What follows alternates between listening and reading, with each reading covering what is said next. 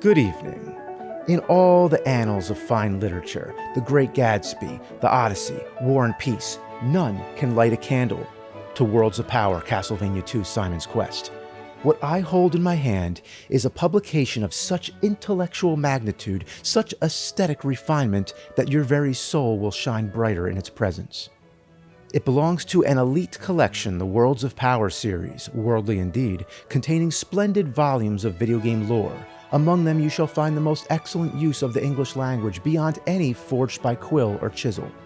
I have carefully selected this one because A, I've already read you the masterpiece of Mega Man 2 many years back, and B, Castlevania 2 was the first game I reviewed as the Angry Video Game Nerd, so I thought it would be appropriate.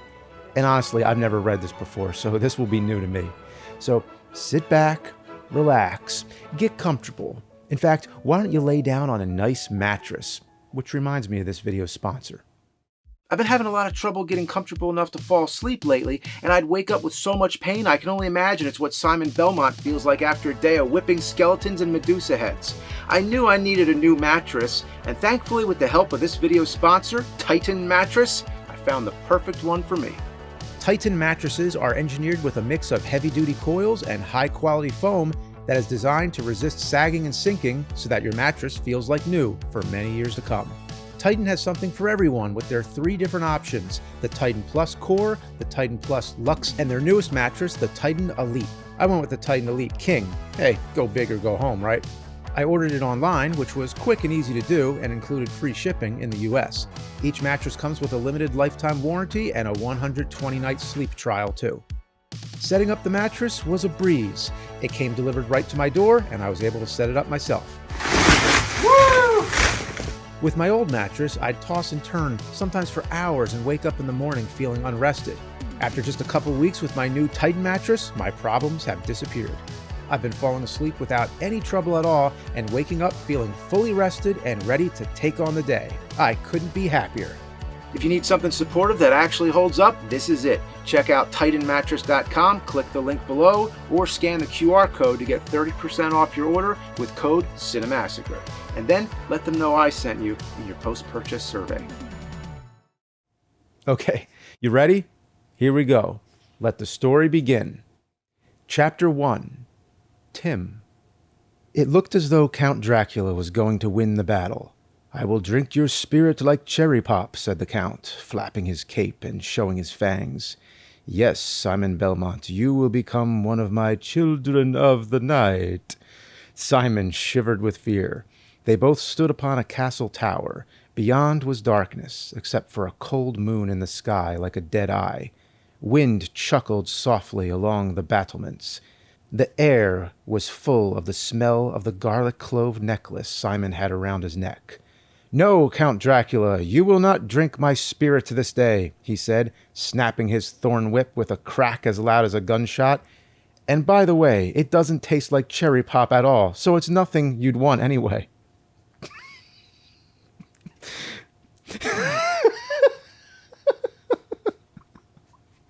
Like I said, I've never read this before.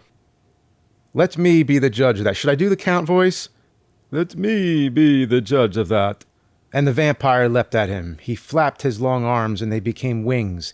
His gigantic teeth gleamed as the mouth opened wide, seeking to bite. "No, you don't, Count Dracula," said Simon Belmont, his long blonde hair streaming in the night wind. He held up the magical item he had worked so long and hard to obtain. "For I have the power of the magic crystal, and that is the one—" "Timothy!" Simon Belmont started. "Timothy Bradley, are you listening to me?"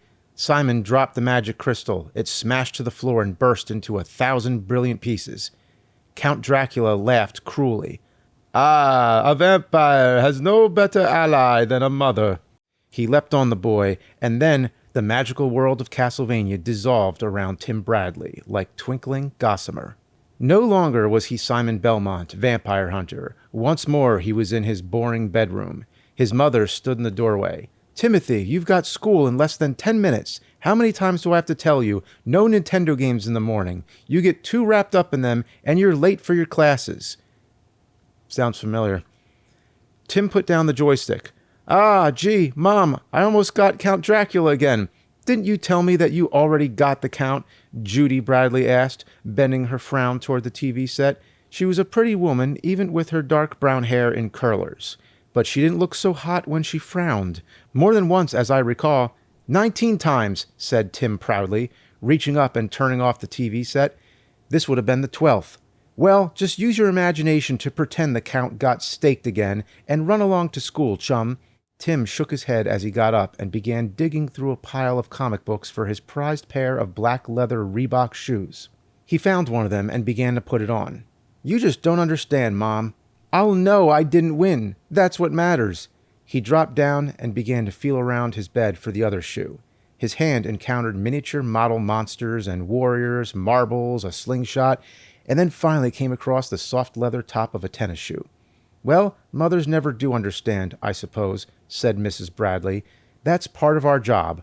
I do understand, though, that if this happens once more, your father's going to hear about this, and whoops, there will go the allowance that keeps you nose-high in comic books. Tim slipped on the other shoe, tied it.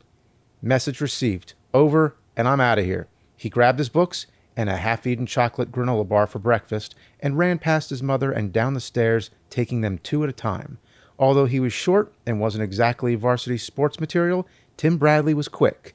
His friends wanted him to play pick-up touch football all the time. He, however, was just as happy to exercise his finger and thumb in front of a video game. Like books, they were whole worlds he can get lost in, zooming with fighter planes or roving through adventures with deadly ninjas. Tim's favorite game, however, was Konami's Castlevania. He had never gotten through Bram Stoker's famous novel Dracula. It was too darn scary. And Stephen King, whoo! Tim liked fantasy plenty, but when it came to horror books, horror films, or horror comic books, Tim's knees just turned to water. This was why he liked Castlevania so much. He could deal with Dracula there. He felt like he had control. Tim Bradley was a short 14-year-old who wore black horn-rimmed glasses just to be eccentric. He had dark hair and a narrow face, but it was an open and friendly face when he took off the spectacles. Tim Bradley certainly didn't think he was good-looking. He just saw himself as being pretty average, except at video games. At video games, he was a real champ. As he ran to school, where he attended the 8th grade, he took a bite of his chocolate granola bar. This was one of his weaknesses. Not granola bars, chocolate. If he could, he would have eaten a Hershey's Big Block for breakfast. Mom compromised by buying him chocolate granolas with healthy stuff like raisins and nuts. Too much chocolate is bad for your complexion, Tim, she'd say. Besides, it puts on weight.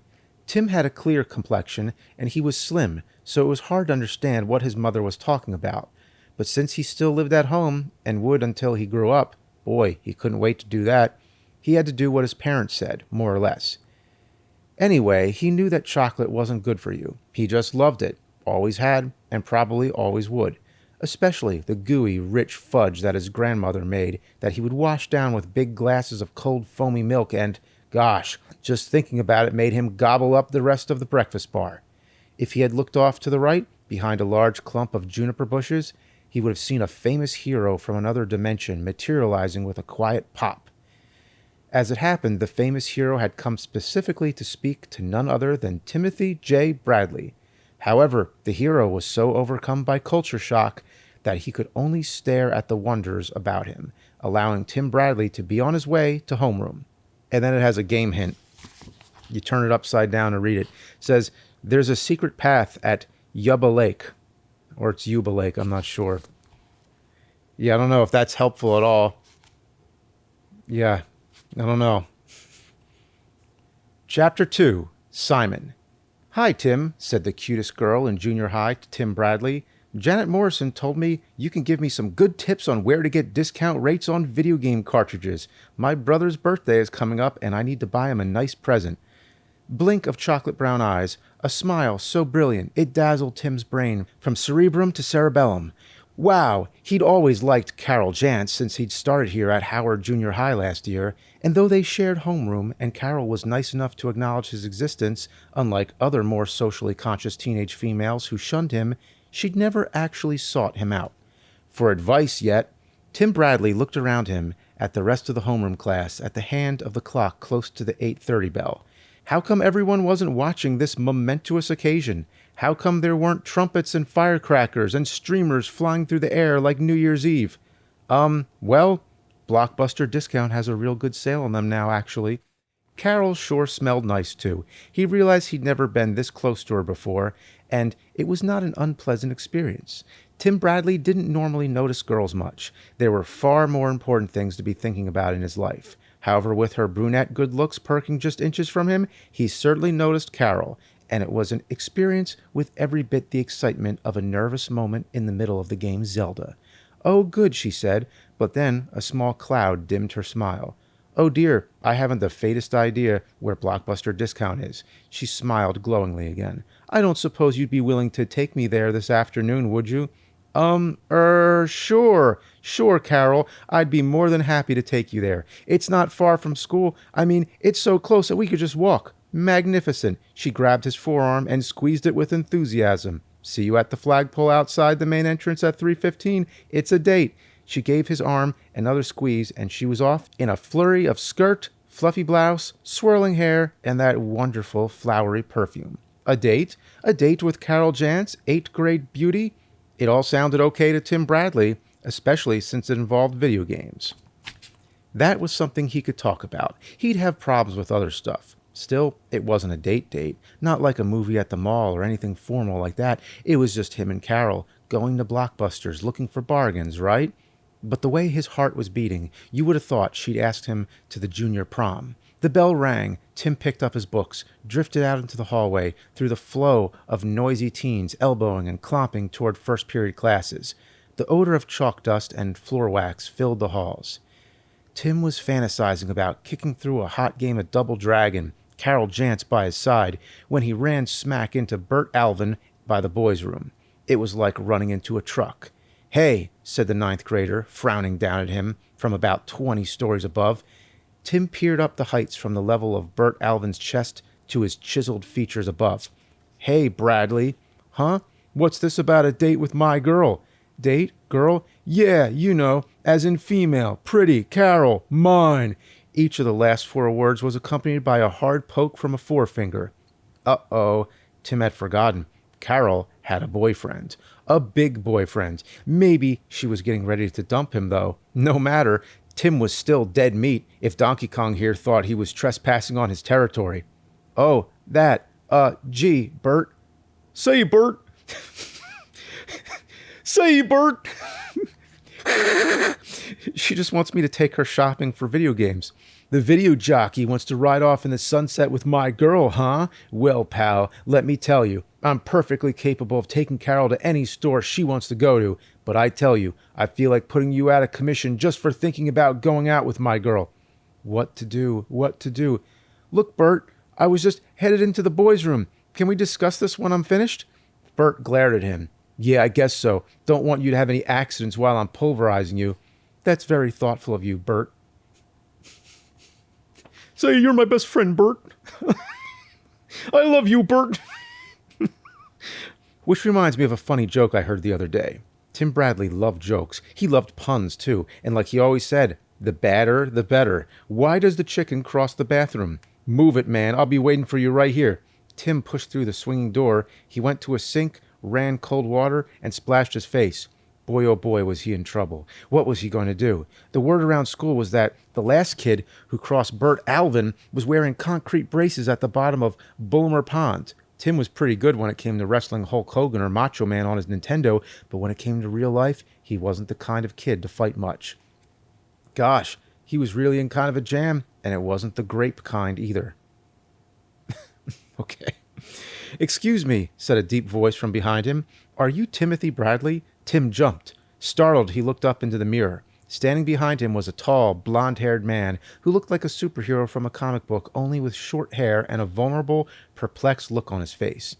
But boy, his costume sure wasn't anything from this century. He wore what looked like handmade sheep's wool jacket and trousers with a sackcloth shirt cinched at the waist by a wide leather belt. His black boots were leather as well. He smelled distinctly of garlic. "Yes, that's me. What is this? Halloween already? May I introduce myself?" Tim noted a distinct accent. "I am Simon Belmont. I've come here to your dimension to seek your help with a dreadfully important quest. The fate of Castlevania, to say nothing of my soul, my life, and the soul and life of the woman I love, are at stake. Oh, said Tim, and I thought I had problems. Chapter 3. The Return of Dracula. Sort of. Right. Here was Simon Belmont, the hero of Castlevania, standing before him, square jaw, jutting earnestly, broad chest, heaving with purpose. Yes, this was Simon, all right. Tim even noticed now that, gripped feverishly in Simon's fist, was a whip. Around his neck on a leather thong was a... Leather thong? Around his neck on a leather thong was a beautiful golden ring that shone and glittered like the heart of a sun. I'm just thinking about thong. Sorry. Yes, I'm picturing something different, I think. Righteous, dude, said a long-haired guy with leather pants just coming into the boys' room. Aren't you Metallica or something? No, said Simon, eyes flashing with dark earnestness. I'm from Castlevania. Great group, man. Got all your CDs. The guy cruised out of the boys' room, thrashing power chords on his heavy metal air guitar. Simon looked quizzically at Tim. If you don't know, don't ask, said Tim. Look, anyway, this is a joke, right? Everyone has ganged up on me because they know I'm an ace Castlevania player and I'm being persecuted for my hobby. No, I swear upon my sacred honor, insisted Simon. Sure, okay, suppose there really is a Castlevania and you really are Simon Belmont. What's your girlfriend's name, huh? Answer me that.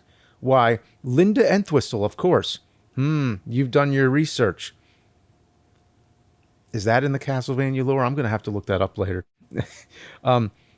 You've done your research. Okay, tell me then, Mr. Simon Belmont, why do you want me to help you? Why? Because you are the best Castlevania player in this dimension. Because this holy ring bestowed upon myself by none other than the beauteous Linda Entwistle guided me to you to sincerely seek your aid.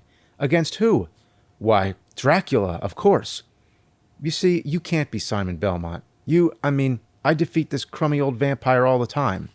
There is no time for an explanation. You must come with me immediately. I entreat you, Timothy Bradley, please. I don't know.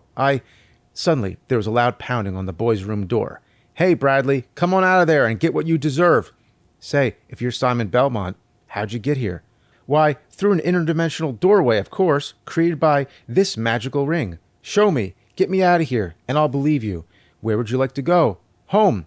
Come. Grab my whip, Timothy Bradley. Well, it was worth a shot, thought Tim. Anything to get away from that walking dynamite truck with biceps. At the very least, he'd give this a try, and if it didn't work, he can get Muscle Brain here to use his whip on Bert. He reached out and grabbed the leather whip. It felt as though he'd grabbed a live wire. Yow, he said. He felt his hair stand on end. Energy coursed full throttle through his body. A burst of light zapped through his eyes. Then everything became a pleasant calm after the silent bang. You really shouldn't play around with shocks, he told Simon. You could electrocute a guy. There's this guy outside I'd like you to... Huh? The huh was because he just realized that he and Simon Belmont were no longer in the junior high school boys' room. They stood in his bedroom, back at home. This is where you live, is it not, Timothy Bradley? Yeah, wow, so it is. He turned newly admiring eyes toward the hero. You really are Simon Belmont. You acknowledge my identity. Thank you. Does that mean that you are now willing to come back with me to my homeland to rescue it from the power of darkness? The disease called Dracula? Dracula, right. I thought the old popsicle sucker was dead. Oh, indeed, very dead. His body has been cut up and has been placed into 5 different places. Sounds pretty dead to me, Simon. What's the problem then? His curse.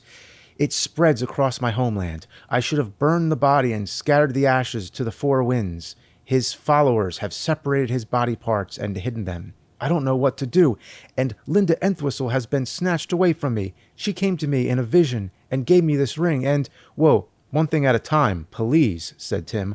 I'm a boy of my word, Simon. I'll come with you, but I've got to pack a few important items first. Tim began jamming stuff into an empty laundry bag, stuff he was going to need, like chocolate bars, a Swiss Army knife, chocolate M&Ms, a sweater, some more Hershey's chocolate bars, semi-sweet, milk, Mr. Goodbar, and gosh, don't forget the one with almonds. His Boy Scout kit included a compass and a campfire starter, some Reese's Pieces. Hey, if Simon Belmont really existed, maybe he could lure E.T. down from the skies, too. Some clean underwear, and last of all, his very best imported Godiva chocolates for emergencies, celebrations, or just for the heck of it. "What is all that?" inquired Simon Belmont. "Chocolate, about my favorite thing in the world, except maybe for bad jokes, puns, and, oh yeah, video games. Chocolate? We have no such thing in Castlevania." "It's a good thing I'm bringing a supply then, Simon. It's candy." "Oh yes, candy. Very bad for your teeth, though." "You know, you're a pretty serious guy, aren't you? I think, Timothy Bradley, you'd be pretty serious too if you had only 48 hours to prevent your body from being totally possessed by the evil spirit of Count Dracula himself." A voice from below interrupted them. "Timothy, is that you? I hear voices up there." "Oops," Tim gasped, really frightened now. "That's my mom." "Are moms a form of evil demon here on this plane?" said Simon Belmont, spinning about and grabbing his whip, ready for battle. "Uh-huh, worse. Can we just take off for Castlevania now before I really get into trouble?" Footsteps sounded on the stairs. "Timothy, when your father hears about this, it's going to be no video games for a month. That should do the trick."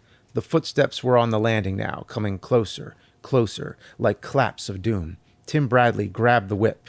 "I think that dealing with Dracula is going to be a vacation." "I think not," said Simon Belmont. Again the shock, the feeling of being uprooted and thrown into a pool of dazzle. Shapes and smells and colors swirled in on him like angry ghosts. A chill bit through his shirt, making him glad that he had brought along a sweater in his sack. Then darkness clutched around him like a fist. "Where are we?" Tim asked when they had seemed to come to a stop. "Welcome," said Simon Belmont, "to Castlevania." And the game hint of this chapter is, take the top path to the Veros Woods to get to Berkeley Mansion. Chapter 4, Castlevania Caper. Castlevania, of course, was a name that Tim Bradley always figured came from Castle and Transylvania. The place that Simon Belmont called Castlevania, however, looked nothing like Tim imagined it might from the names alone. Certainly he could see stone castles. Certainly the place held all the menace implied by Transylvania, the birthplace of the legend of vampires. However, otherwise, it was quite a surprise. "Golly, Simon, things are pretty creepy here in Castlevania at night, huh?" Simon Belmont lifted an eyebrow. "Creepy? Yes, certainly. But it's not night here now, Timothy. It's broad daylight." Tim Bradley took a double take. "Day? But that's the moon up there, isn't it?" "No, Timothy, that's the sun. Since the curse of Dracula came upon this dimension, a shadow has been cast over my land, and a chill has touched its heart." Tim shivered. "Boy, I'll say. I mean, take a look at this place." And what a place it was. Castlevania looked like a cluster of medieval towns, but drawn by a madman in a depression, and inked with about 1,000 colored shades of dark. Buildings slanted dangerously. Towers leaned further than the Tower of Pisa. The thatched roof houses looked like they'd been left in the sun too long and then quickly frozen. The place smelled foresty, but a forest filled with mold, fungus, and mildew. The single bright aspect was the taste of gingerbread in the air. It made Tim hungry enough to take out a Hershey bar and start chewing. The candy boosted his spirits. "So anyway, here we are," he said, between bites. "We won't have to worry about Bert or my mom in Castlevania. You want to tell me the rest of the story?" Simon Belmont nodded gravely.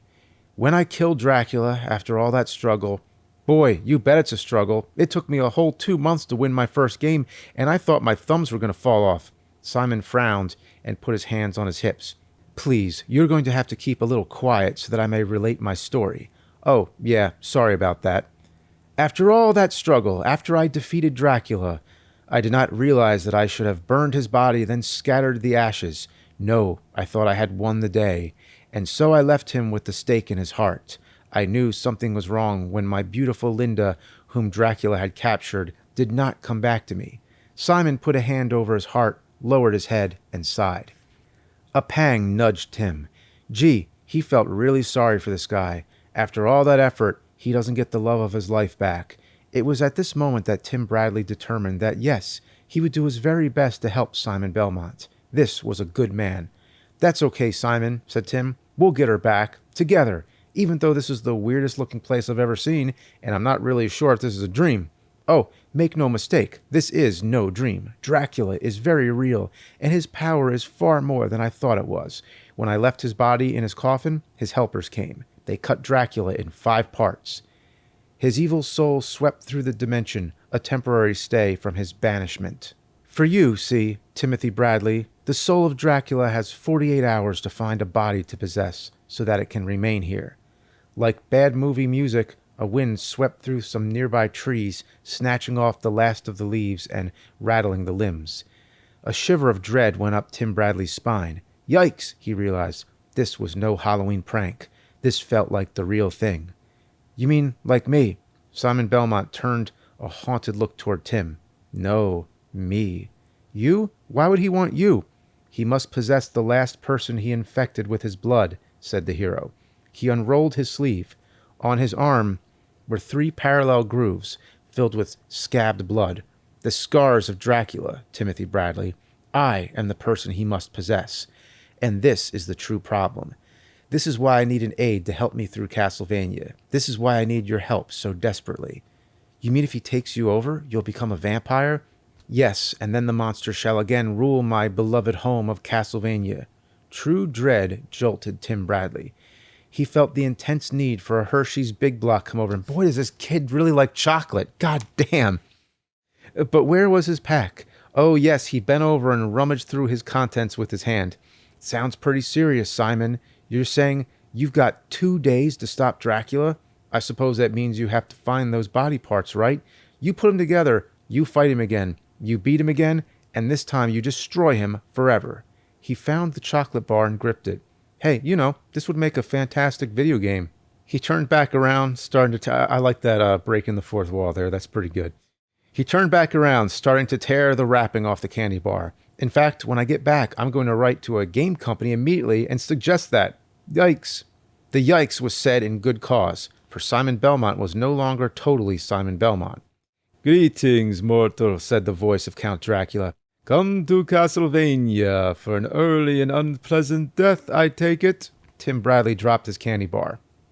Chapter 5. Dr. Simon and Mr. Dracula. Simon Belmont was undergoing a transformation like nothing Tim Bradley had ever seen before. His back was bending over like a hunchback's, and his fingers grew hairy. His nose lengthened and tapered to a point, his face thinning, his mouth drawing into a cruel sneer. The hair became limp and greasy. It was like Dr. Jekyll turning into Mr. Hyde, only much, much worse. And the eyes became narrow slits behind which pupils glowed like live coals in a furnace. They burned through Tim like laser beams edged with razor blades. If Tim Bradley could have screamed, he would have let out a long, loud one. Unfortunately, he was so paralyzed with fear that he could barely move, let alone make a sound. Dracula was taking over Simon Belmont's body.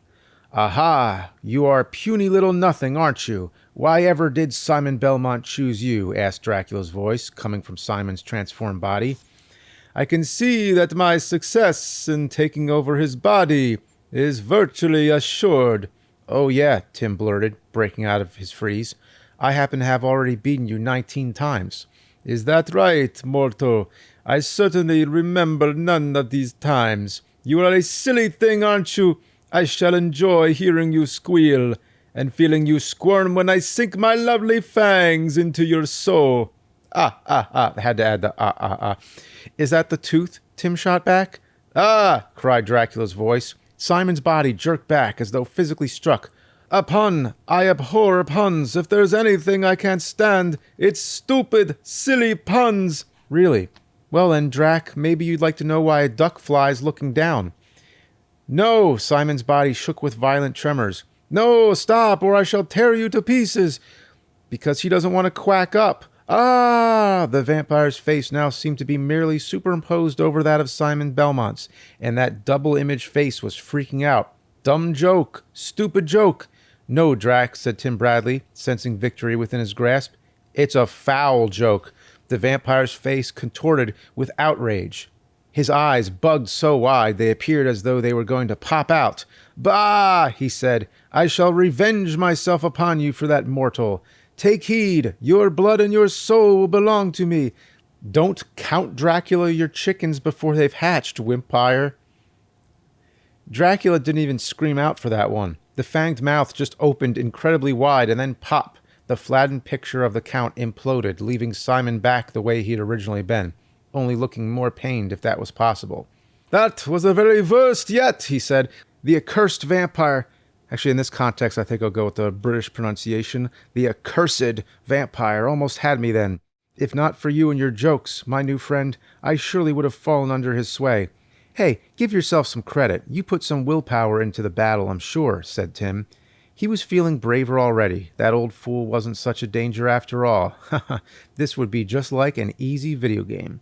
You realize that now Count Dracula will be after your body and soul as well. Tim shrugged nonchalantly. "I can handle it. If he defeats me and gains use of my body and remains in this dimension, he will take great pleasure in flaying every inch of your skin off." Tim blinked. "And after he pours salt on your raw nerves, he will dip you into a vat of acid." Tim gulped. "And then, Tim Bradley, he will start torturing you." Simon, I think I'm going to need more chocolate for this little expedition, and, I just remember I'm allergic to garlic. Maybe you'd better get my older brother Fred. He's really much better than I am at Castlevania." However, Simon Belmont had already spun on his heel and had started down this road. "Come, Timothy Bradley, we shall go to the local tavern, where we shall get our supplies and plan our strategy." Tim Bradley stood still for a moment, trying to figure out a way out of this business. But then the darkness closed in, cold and ominous. He grabbed his bag of necessities and tripped on down the cobblestones after the blonde hero. Chapter 6, The 7 Deadly Sins. Should be Chapter 7. Tim Bradley took a drink of the hot cocoa that he'd mixed over the hearth fire of the Heart and Soul Tavern. It is spelled H-A-R-T and S-O-L-E, the Heart and Soul Tavern.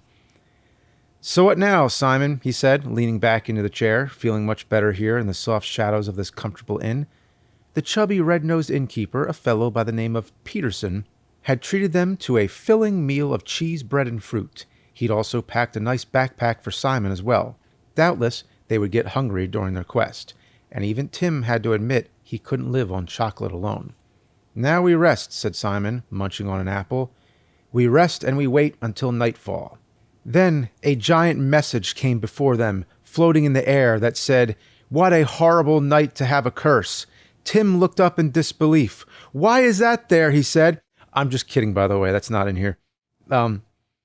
Tim spluttered on his milk. "What? Wait until nightfall? I mean, isn't it dark enough? Can't we start like tomorrow morning when that joke of a sun comes back out?"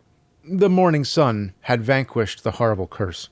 Simon shook his head. "First, we need rest, but not that much rest. Second, we need energy. Have a chocolate bar." "No, not that sort of energy, Timothy. Magical energy. For you see, at night, wraith ghouls emerge from their damp holes." He held up his thorn whip. "Linda has told me that if I dispatch them with this whip into the dimension from which they came, they will leave behind the energy that animates them. And I, and you, will be able to absorb that energy." "Ghouls, huh?" Tim shuddered. "So then what's next after that?" "You simply follow me. I have been given some clues as to the locations of the body pieces of Dracula. However, we must obtain other magical items to aid us on our quest, along with assistance from the townspeople, priests, and others. However, we must be very careful, for the power of Dracula is such that these people may tell us lies." "Oh yeah, I'm glad that's included in the book. Somehow we must verify their truth or untruth. Perhaps we might find a magical tool to allow us to do so." "We bump around in the dark asking directions?" Tim asked, a distinct uneasiness inside him. "If you like, we may leave now and take what we can of the light. However, in order to get the dimensional energy we need, we shall have to hunt for monsters in the outlying woods beyond." "Never mind," said Tim. "I guess I'll take my chances tonight." He tried to cheer up. "Hey, should we bring diamonds?" "Diamonds? Why diamonds? Because don't they say diamonds are a ghoul's best friend?" Simon Belmont looked at Tim as though he were from another planet, which he was, of course. Well, another dimension anyway. Tim could see that Simon was the deadly serious type who didn't get jokes. It didn't matter. The dude was big, and the dude was brave, and he meant well. "Gee," said Tim, laughing, "at least Dracula gets my jokes. He doesn't like them much, but he gets them." Simon shrugged and proceeded with his instructions. "What you witnessed back on the street was my worst attack yet. Dracula is attempting to control me. However, usually he works in the traditional ways, like temptation. You see, we all have dark sides, Timothy Bradley. We are all mixtures of good and evil. Yes, even I, Simon Belmont, hero of Castlevania. It is through this avenue, this dark side, that the spirit of Dracula generally sneaks up on me. This is one of the reasons I need you, to help me fight him off, not only in the manner you used before, but by pointing out to me the telltale signs by my behavior. You mean like if you start kicking old ladies? Simon's eyebrows knitted with bafflement, and then understanding dawned on him. He did not, however, smile at the exaggeration. Ah, yes, I see. No, I do not normally kick old ladies. This would be a sin. In fact, if I begin to show signs of committing any of the 7 deadly sins, warn me. The 7 deadly sins, let me see, what are those? Ah, yes, gluttony, that's one. Tim took a big mouthful of his cheese sandwich and then dug into his sack for a chocolate bar. Lethargy, Tim yawned. I could use a little sleep. Beware, Timothy Bradley. Count Dracula could well be tempting you. Tim blinked, but then waved off the notion. What? 'Cause I'm hungry and a little tired? Perhaps you are right. In any event, the other deadly sins are deceit, jealousy, lust, anger, and blasphemy.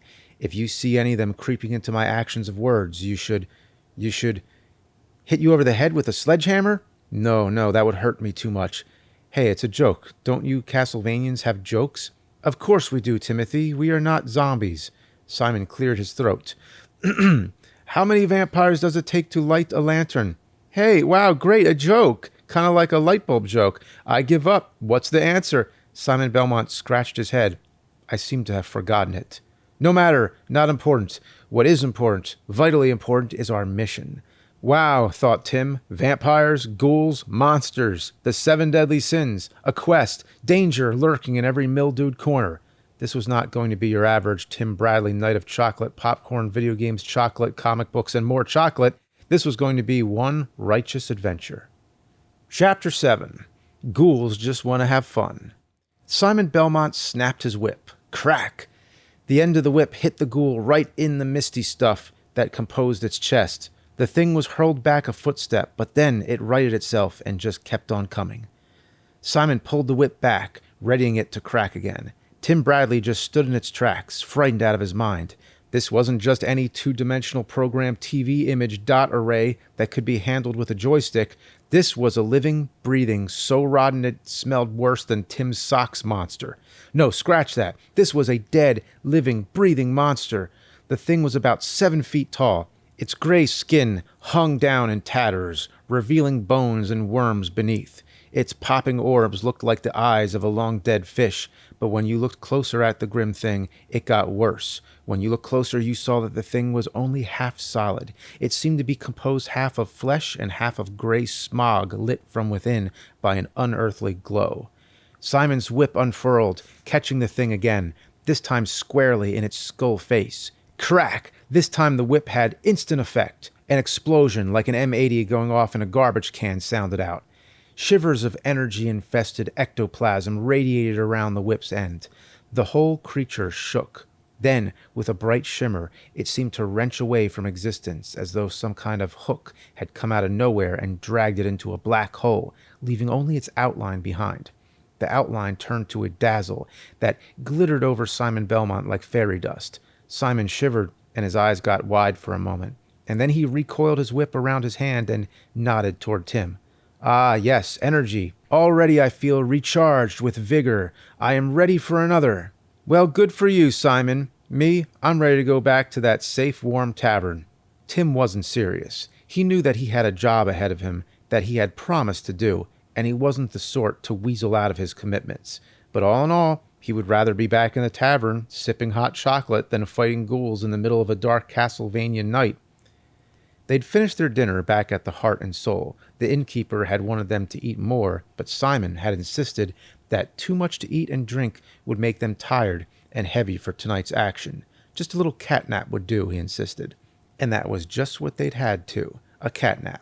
Right there on one of the benches of the tavern, right beside 2 tavern cats. Fortunately, Tim's allergies weren't acting up, so he actually managed to go to sleep despite all the excitement of the day, and all the excitement yet to come, and all the caffeine in all the chocolate bars he devoured. It must have been all that warm milk he'd drunk. When he'd woken up, it was dark outside, so he figured it was time to go. However, the sun was still up, even though it was low in the sky. They spent the remaining minutes warming up their muscles with exercises. Then Tim had prepared himself by sitting very still with his legs folded under him. Tim had prepared himself by eating a bag of M&Ms. Simon's voice brought him back to the present. "There is no time for loafing in warm taverns, Timothy Bradley. Look, here come 2 more ghouls. You take one while I deal with the other." Sure enough, coming out of a narrow alley like 2 gravestones with arms, legs, and bad attitudes, shambled 2 ghouls.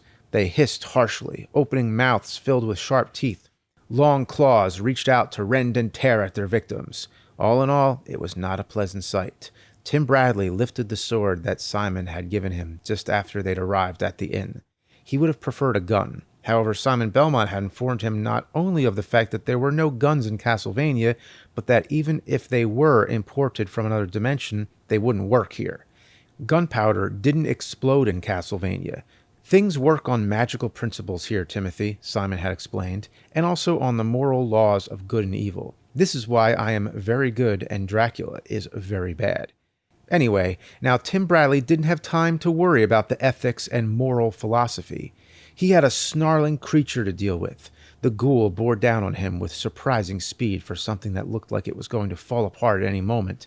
Tim swung the sword over his head toward the creature, but somehow missed. The metal sword crashed down on the cobbles noisily.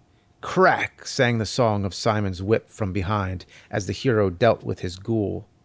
The ghoul's razor-sharp fingernails reached out and ripped at Tim's jacket. The whole arm was torn. "Yow," said Tim. "My mom's going to kill me." The ghoul just snarled and pushed its outstretched hands toward Tim Bradley's throat.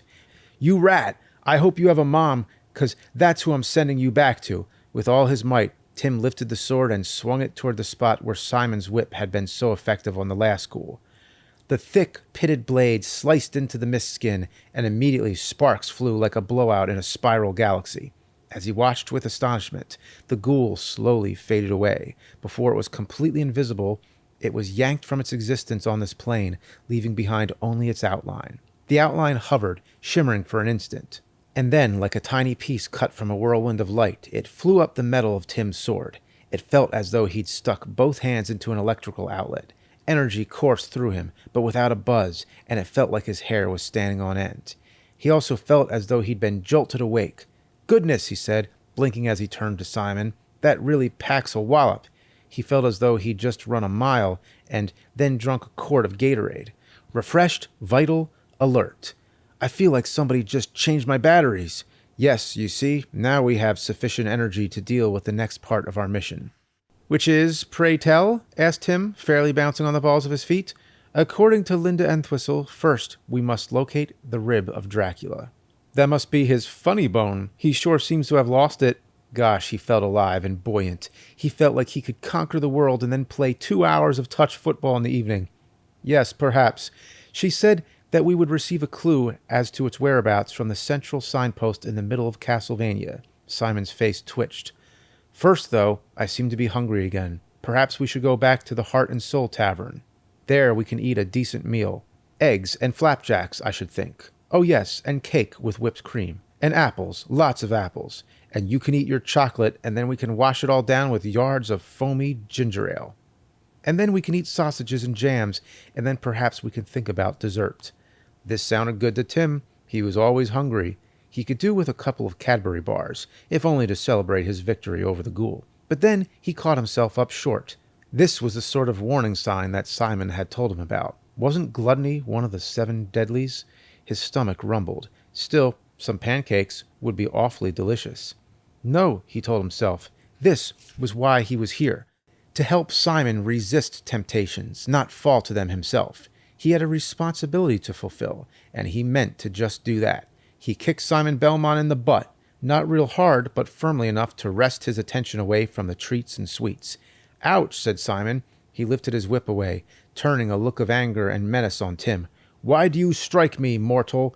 You see, you're even starting to sound like Dracula." Simon's mouth dropped open. "Yes, you're right, and so you kicked me upon my nether parts."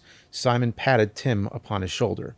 Excellent. Already Linda has guided me truly in selecting a fine fellow as you. Tim felt a stirring of feeling. He really liked this guy. When Simon Belmont had a good thought about someone, he shared it. He was thoughtful, sincere, and honest. So what if he was a bit unhip? He had his own brand of cool. Any time, Simon. Tim looked down the intersecting streets, deserted now, all wrapped in night and eerie mist. Well, we'd better be going to that signpost now, right? The question is, which way? Right, my true friend. The way to the signpost is no problem. Follow me. And Tim, trusting Simon to show him the correct way, followed. Chapter 8. The Signpost. Good grief, said Tim Bradley, gazing upon the thing with a mixture of awe and bafflement. This is the weirdest signpost I've ever seen. As I said, Timothy Bradley, things are not the same here in Castlevania as they are in your dimension. Boy, I'll say. The sign was important around the edges. Its stand was of wood, solid oak from the looks of it, and the frame was wood as well. However, it was the image inside the frame that was weird. Clouds, said Tim. It looks just like a muddle of clouds. I feel like I'm looking into the Twilight Zone. He looked over his shoulder. Is Rod Serling hiding anywhere around here, by the way? Twilight Zone? Cultural reference. But what good is it going to do in getting our directions to Dracula's chest bone? Just a moment, my friend. Observe. From around his neck, Simon took the leather thong to which was tied the magical ring that had brought him to Earth and to Tim. Confirmed. It is canon. Simon Belmont wears a leather thong. He picked the ring up between his fingers, and it sparkled with his touch. Tim found himself holding his breath with excitement. There was something righteous and glorious about that ring now as Simon held it forth to the sign. The gold and glitter touched the wood. Tim Bradley gasped with wonder. The clouds exploded with light. Tim had to hold up his hand to shield his eyes. There was violet light, red light, light of rainbow dazzle, and then the light faded into a soft and simple radiance surrounding a face. It was a woman's face, and it was the most beautiful woman that Tim Bradley had ever seen. She had eyes the color of the sky at its most blue, and hair the color of honey. Her skin was soft and pure and clean. She was smiling, but it was a smile of sadness, of melancholy. Linda, said Simon Belmont, my wonderful and beautiful Linda Entwistle, you were correct. At night the signs can become portals into the dimension where you are imprisoned. Linda Entwistle smiled understandingly at her beloved. I should think that's fairly obvious, darling. But I see that you have successfully brought the hero from Earth here, and my goodness, he is a handsome young man. Tim blushed. Hi, was all he could manage. He has already saved me from Dracula twice, said Simon. But time grows short, Linda. We must seek out the 5 vital parts of Dracula you have described. The closest, you say, is Dracula's rib. But where is this rib? Linda Entwistle's image. Why do they have to say the full name every single time? Tim Bradley. Linda Entwistle. Her image shook and quivered as though the sign were a magical television screen and something were interfering with the transmission. There are limits to the power of the ring you hold, my darling, she said. It, too, is affected by the curse of Dracula upon the land of Castlevania. When I attempt to tell you the direct truth of the locations of these parts of Dracula, the message is garbled. Therefore I must tell you indirectly, through puzzles and riddles. Puzzles and riddles? Said Simon, cringing. I am not too good with puzzles and riddles, Linda. You know that. Yes, my dear. I remember how baffled you were when we played such games as children. However, this is one of the reasons I had you seek the help of Tim Bradley here. Tim, you are good with such brain teasers, are you not? Well, that's what my teachers say. And I do like to do crosswords and stuff sometimes, but I'm not really the best. I don't know why you chose me. She smiled. Perhaps for your modesty. Now, there are people, a kind of static, frizzed through the screenshot with veins of blood red. Different. These will also be told in puzzles and riddles. Stop, said Simon. We didn't get the last part. There was an interruption. Linda Entwistle cleared her throat. I said, there are people of Castlevania and the surrounding environs who have learned of the whereabouts of these pieces of Dracula, and they know the how-abouts to get them. Precisely. You are a sharp fellow, young Tim. She sent him a smile. Tim's pulse quickened. Wow, forget Carol Jantz back home. A guy could really fall hard for a lady like Linda Entwistle. Tim could feel a stupendous crush squeezing in on him, hard already. Ah, yes, of course, said Simon. All good Castlevanians would want to rid this land of Dracula. All good people everywhere would want to get rid of a vampire, Simon, Linda admonished. However, to protect themselves, these people must deliver their messages in riddles and puzzles as well. Understood, understood, said Simon impatiently. Much as I adore you, Linda, we really need to find out the location of that rib. What you need can be found, said Linda Entwistle. Where love is joined and Sunday sound. And then, with a flash of colored smoke, the image of Linda's face swept away, replaced by the previous clouds. Wait, Linda? Linda who? You mean Linda Entwistle? Where love is joined and Sunday sound, said Simon, scratching. Well now, that doesn't make much sense, Linda. Love isn't a thing, so how can it be joined? And days don't make any sounds as far as I know. All Tim could think was that he was glad this guy had a lot of goodness, bravery, and muscle because he sure didn't have much in the way of brains. She wants us to go to a church, Simon. Love is joined by marriage, usually in a church, he said. Are there any churches close by? Well, actually, there's only one church in Castlevania, so I guess that must be the one she wants us to go to. Let's just get to that church before any more of these weird ghouls show up. I enjoyed the energy boost, but I might not be as lucky next time with this sword. Perhaps we can get you another weapon. At least you'll have a choice if need be. They started off, Tim looking wistfully back behind them at the signpost where Linda Entwistle's face had been. Chapter 9, The Church. The only church in Castlevania proved to be not only the old-fashioned European cathedral type, but a mighty big one, more than big enough, according to Simon, to fit all of Castlevania's citizens inside. This way, said Simon, gesturing impatiently for Tim to hurry. His footsteps echoed as he entered. The inside was lit by candles. Candles, candles everywhere. More candles, it seemed, than on 1,000 birthday cakes combined. Up ahead, Tim could see Simon walking down an aisle. The place smelled of candle wax and age, and it all seemed ancient and holy. Tim hurried along to catch up with his friend. The echoes of his footsteps skidded along the floor excitedly, without the sound of authority of his friends. Wait up, he called to the hero, and his voice came back to him from the walls like a choir. However, despite his call, Simon was intent upon his goal, the altar. When Simon reached it, he took the handle of his whip and knocked on the wood 3 times.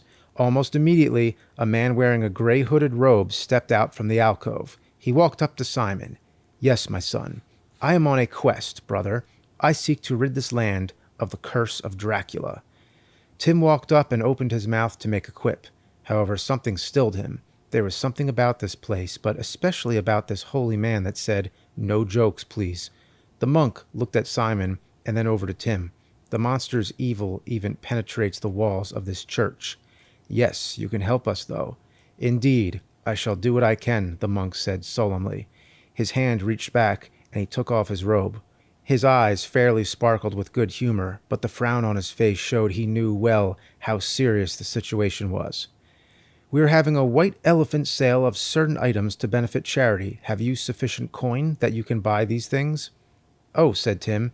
Simon, this must be part of what Linda was talking about. He wants to pass these things along in an indirect manner. Tim rummaged through his pockets and came up with 2 quarters, a dime, 3 nickels, and a penny. But by the time he put out his hand to offer the coins, Simon was already tinkling 3 gold coins into the outstretched palm of the monk. Thank you, Brother Simon. The man turned and retrieved a wooden box from the altar behind him. Your items of purchase are enclosed. The monk handed Simon the box and began to walk away back into the cloisters of the church. Hey, wait, called Tim. What about the puzzle I'm supposed to solve about the next part of our journey? The monk turned around and gazed at Tim quizzically. Oh, you mean the part about where to find Dracula's rib? Tim was astonished. Shh, he said. This is all supposed to be hush, hush. The rib, my friend, would be at Berkeley Mansion. You must leave to the right from here, he gestured, and take Bulgaria Road straight on into Jova Woods. Now, be forewarned. The paths are very confusing there, but I'm sure you'll muddle through. Tim's mouth had dropped. But, what about... Dracula might hear you. The monk shrugged. I'll take my chances. With that, the monk left them. Well, there's a brave fellow for you, said Simon. Now, let's see what we've got here in this box, shall we? He set it down onto a pew and opened the lid. Tim was still overwhelmed by the monk. Wow, what a guy! Too bad the rest of the Castlevanians aren't as brave as he is. The rest of the Castlevanians don't have the trappings of a church to protect them. They're out in the middle of all that darkness. Simon pulled out a large flask. Excellent. Look what we have here, Tim. Great, a canteen of water, said Tim sarcastically. Ah, but not just any water, said Simon, holding the flask reverently. Holy water. Well, that's all very well and good, but what does it do? Simon seemed baffled by that one. We shall just have to find out, won't we? What else? Simon retrieved 2 whips. Tim recognized them immediately. They were thorn whips. Long, beautiful crafted thorn whips. Excellent, said Simon. The battles with the ghouls damaged my other whip. Now I have a new one, and you have another weapon if you care to use it. Well, I suppose I could try, said Tim. Still, I'm pretty good with this sword, huh? Simon said nothing. Okay, but I am getting better, aren't I? Simon raised an eyebrow. Tim held out his hand. Just how do you snap one of these babies anyway? Tim gave him the whip. It just takes practice, Timothy. Practice. You keep on doing it, and that's the way you do it correctly. This is one of the lessons that your video games have taught you, is it not? Could you win the games when you first tried them? Nope. But this is different. They were fun. Simon looked his friend right in the eye. All of life is not fun, Timothy Bradley. If you learn nothing else from this adventure, then you should learn that. So what else do we have here? Simon reached in, grabbed something, and lifted it out. At first, Tim thought it was a diamond, and if it was a diamond, it was the biggest that Tim had ever seen. But then he saw it wasn't a diamond, although it was mostly wide. It had streaks of red in it. Tim had never seen anything at all like that in a diamond. It's some sort of crystal, he said in a wonder, even as it sparkled and shone like a fireworks display. Yes, said Simon, and if my hunch is correct, then not only is it a magic crystal, Simon took a deep breath, exhaling with the weariness of the weight of the whole dimension on his shoulders, it is the key to finding Dracula's rib in Berkeley Mansion. And I don't suppose you mean the barbecue type, do you? Simon looked at Tim with total confusion. Never mind, dumb joke. You should try to be more serious, Timothy. Hey, it was my dumb jokes that drove Dracula off, wasn't it? True, but you lack a certain gravity in your character. Well, I don't feel like I'm about to float off, if that's what you mean. This shall be one of my missions on this quest, said Simon. I shall make you a more serious young man. And I, said Tim, will make you have a good laugh or two. Simon grunted. We'll see. He turned and started marching off back to the exit of the church. Tim tried his thorn whip. All he managed to do was knock over a bunch of candles into a baptismal font. Their flames hissed out. Oh, said the voice of the brother, echoing with a sarcasm through the church. Wonderful. Thank you so much. Tim wound the whip back up, grabbed his satchel, and raced after Simon. Chapter 10. A Rib Tickler. Tim Bradley had seen some big fancy houses in his life, but never before had he seen anything like Berkeley Mansion. Wow, looks pretty intense, he told Simon Belmont. An interesting word for a house of evil, said Simon grimly. Simon looked ill, as though he were struggling with something inside of him that he didn't want to talk about. Berkeley Mansion was a bad place before Dracula ever came to Castlevania. It is a house where a great baron once killed his entire family, his servants and guests, and was there beheaded for his crimes by the law. They say that it is haunted by at least 1,000 ghosts. Tim Bradley gulped. He could believe it. This house certainly looked like a haunted house, from the Gothic architecture to the creepy mist that overhung it like a grave shroud. Even from outside, he could smell rotting timbers and the mustiness of hundreds of years of misuse. This was one creepy place. Prepare, Timothy Bradley, for experiences that shall stretch and perhaps distort your mind. A smile touched Simon Belmont's lips. As we enter the doors of this great house, I am reminded of the beginning of one of your jokes, Timothy Bradley. Knock, knock. Tim looked at Simon and then back at Berkeley Mansion. You want me to say who's there? Well, I'm not going to. He took in a long breath. 'Cause I don't really want to know. Tim Bradley had always wondered what a video game would look like if it became real. He'd always wondered about how the strange zigs and zags of a game would translate into 3 dimensions along with taste and smell. However, he truly had never wanted to know what Castlevania would look like. It was too scary to contemplate. However, now he knew. And the truth was not pleasant. This whole dimension seemed somehow tilted like an old horror movie. This was certainly the case with the interior of Berkeley Mansion. The floors and the ceilings and the walls just weren't square, just did not meet at right angles. The place not only smelled bad, it smelled very bad. It smelled of old shoes and dead socks. It smelled of forgotten things in the back of the refrigerator. It smelled of the terrible past unearthed, something better off buried. The door was no problem. There was no door. They walked into the main hallway, through the sagging open doorway.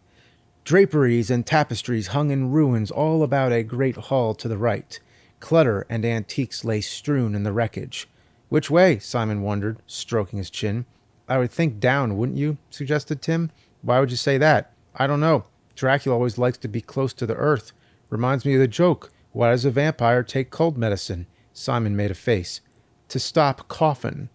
"I do not understand the joke, but your reasoning is correct. What else do you see here in this room that you think gives us information or might be of use?" Tim surveyed the cluttered chamber. "Good thought. You know, the thing about Nintendo games is that there's always something around somewhere that you need to use somewhere else." "This is not a game of any kind," said Simon sternly. "This is deadly serious." Yes, I know, but I still think we should look for something that doesn't seem to belong here. Something that looks like it might be useful later." Tim began to walk among the odds and ends. "Now, look at this for instance." He picked up a broken cuckoo clock. A bird on a broken spring hung out of it, like a weird alien tongue. "I don't see a thing that this would be good for." He tossed the thing back into a heap of junk. "But this, I don't know. It may be a possibility." He bent down and pointed at something on the ground. "What is it?" asked Simon. It was an arrow, but not just any arrow. It looked like an Indian arrow, with colorful feathers on one end and a stone arrowhead on the other. "Look at where it's pointed," said Tim. "At the fireplace? So? I guess you wouldn't know, but these kind of mansions always have hidden passages, and they usually have them behind the fireplaces with marble mantelpieces." Simon looked puzzled. "Why is that?" "Because of these." Simon walked toward the fireplace. On the top of the mantelpiece was a row of candlesticks. For hidden passages, you need handle openers. He pulled on one of the candles. It was just a candlestick, and it came off. "Ha, so much for your theories." "Please, Simon," said Tim, still feeling self-confident on the subject. There were 10 brass candlesticks on the mantelpiece, any one of which might be the secret handle that opened a hidden door. Tim tried another candlestick. No go. Another? Nope. He started to get worried. "Gee, I don't know. Maybe I am wrong. Maybe." Sticking out from the fireplace was an old grate. Looking over to Simon, he did not see it. He tripped over it, falling flat onto his face. "Oomph," he said. His dignity was hurt, far worse than his body. "Tim, are you all right?" Simon rushed over to check, suddenly all seriousness again. "Yeah, stupid of me, but I'm kind of a klutz at home anyway. Wait, what's that sound?" The sound was a metallic scraping, like cement skidding along a steel floor. Tim looked around at the same time that Simon did. One of the dusty, cobwebby panels inside the fireplace was slowly sliding away, opening a section of musty, mysterious darkness. Simon looked down at his fallen friend. "It would appear that I have an apology to make, Timothy Bradley." "Wow, there's a secret corridor." Fear tickled his backbone. "On the other hand, how do we know for sure that this isn't a trap?" Simon shook his head. "A trap would be more alluring, more obvious. No, you have done well. Let us progress. We, after all, have the torches we got at the inn to light our way." "Yeah, let's just try not to burn down anything. This looks like a real fire trap here." Simon started for the passageway, his torch held out before him. A sudden gust of wind blew out from the passageway, blowing out both torches. The room was plunged into darkness. "Well, so much for that," said Tim. "Wait a minute, though. That arrow. You know, maybe there's something magical about that arrow. I mean, it did show us the way to the passage." "What do you mean?" "Just a hunch. I mean, this sounds just like something from a video game. You need to find objects, you need to use objects, and sometimes those objects work together. So it follows that the arrow may affect whatever magic we've already gotten. The crystal we got at the church. It's worth a try, right?" Tim heard the sound of uncertain footsteps as Simon searched his way back to the arrow. With a grunt, he knocked into something. Tim could hear the sounds of his hands feeling about the floor. "Found it," he said. "Okay, take the crystal and touch the arrowhead to it." "Very well." It was like turning on an electric light bulb. The crystal ignited with a white light that lit the whole section of the room. Simon gasped with surprise and wonder, blinking with the brightness. "I think that'll do the trick," said Tim, brushing himself off as he got up. Still, since you've got the light, maybe you should go first. Yes, said Simon. Bring the torches, though. We could find a light later, and who knows how fickle this magic light will be. The passageway proved as dusty and murky as Tim had expected, but otherwise it was bare of danger.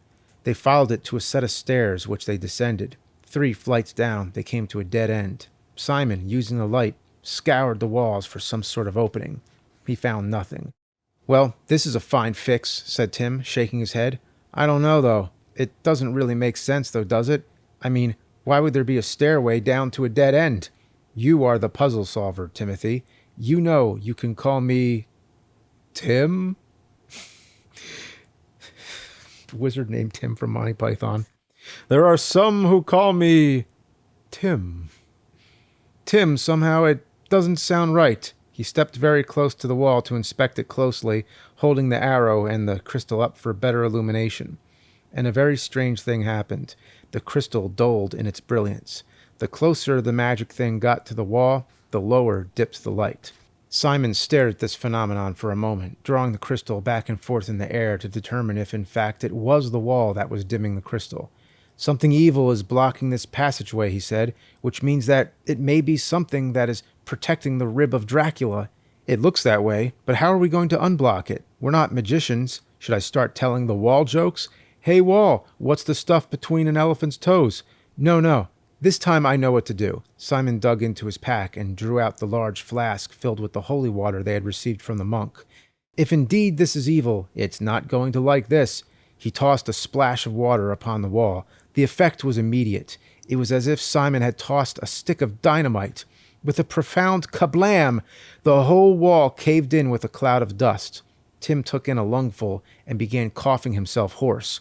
However, he was gratified to see that the crystal was fairly bursting now with brilliance. You were right, Simon, which reminds me of the joke about... Simon held up a hand. Shh! Look into the next room, Tim. He held forth the white crystal, which cast forth its light deep into the adjacent chamber. Tim looked, and astonishment overtook him. Well, don't just stand there, came a cackling voice like something out of a rest home for witches. Enter if you dare. And then there's a game hint. To get to the last 2 mansions, bring the red crystal to Deborah Cliff and ride the tornado. Well, fuck. If only I read this book. That would have helped out, wouldn't it? Chapter 11. Miss Ezerida. The next chamber was not the stark cellar room that Tim Bradley had expected. Far from it. Instead, it looked as though they had just knocked down the wall of ye old curiosity shop. At the very least, it seemed to be some sort of room filled with antique chairs, lamps, mirrors, knickknacks, doodads, and whatnots, to say nothing of whatsits. Whatsits? Okay. In the very middle of the room, sitting in a creaky old rocker, was a creaky old lady with a very large black cat square in the middle of her ample lap, purring as it was petted. Come in, you two. I'm not going to bite, I promise, she said with a reassuring smile. I can't thank you enough for knocking down that stupid, silly wall. I was just thinking about trying to start chipping away at with one of these sweet little antique sledgehammers over there, and that wouldn't have been very ladylike, now would it? Even though she was old and wrinkled, she was somehow very pretty, with a wealth of blonde curls above her head and a set of healthy white teeth behind a brilliant smile.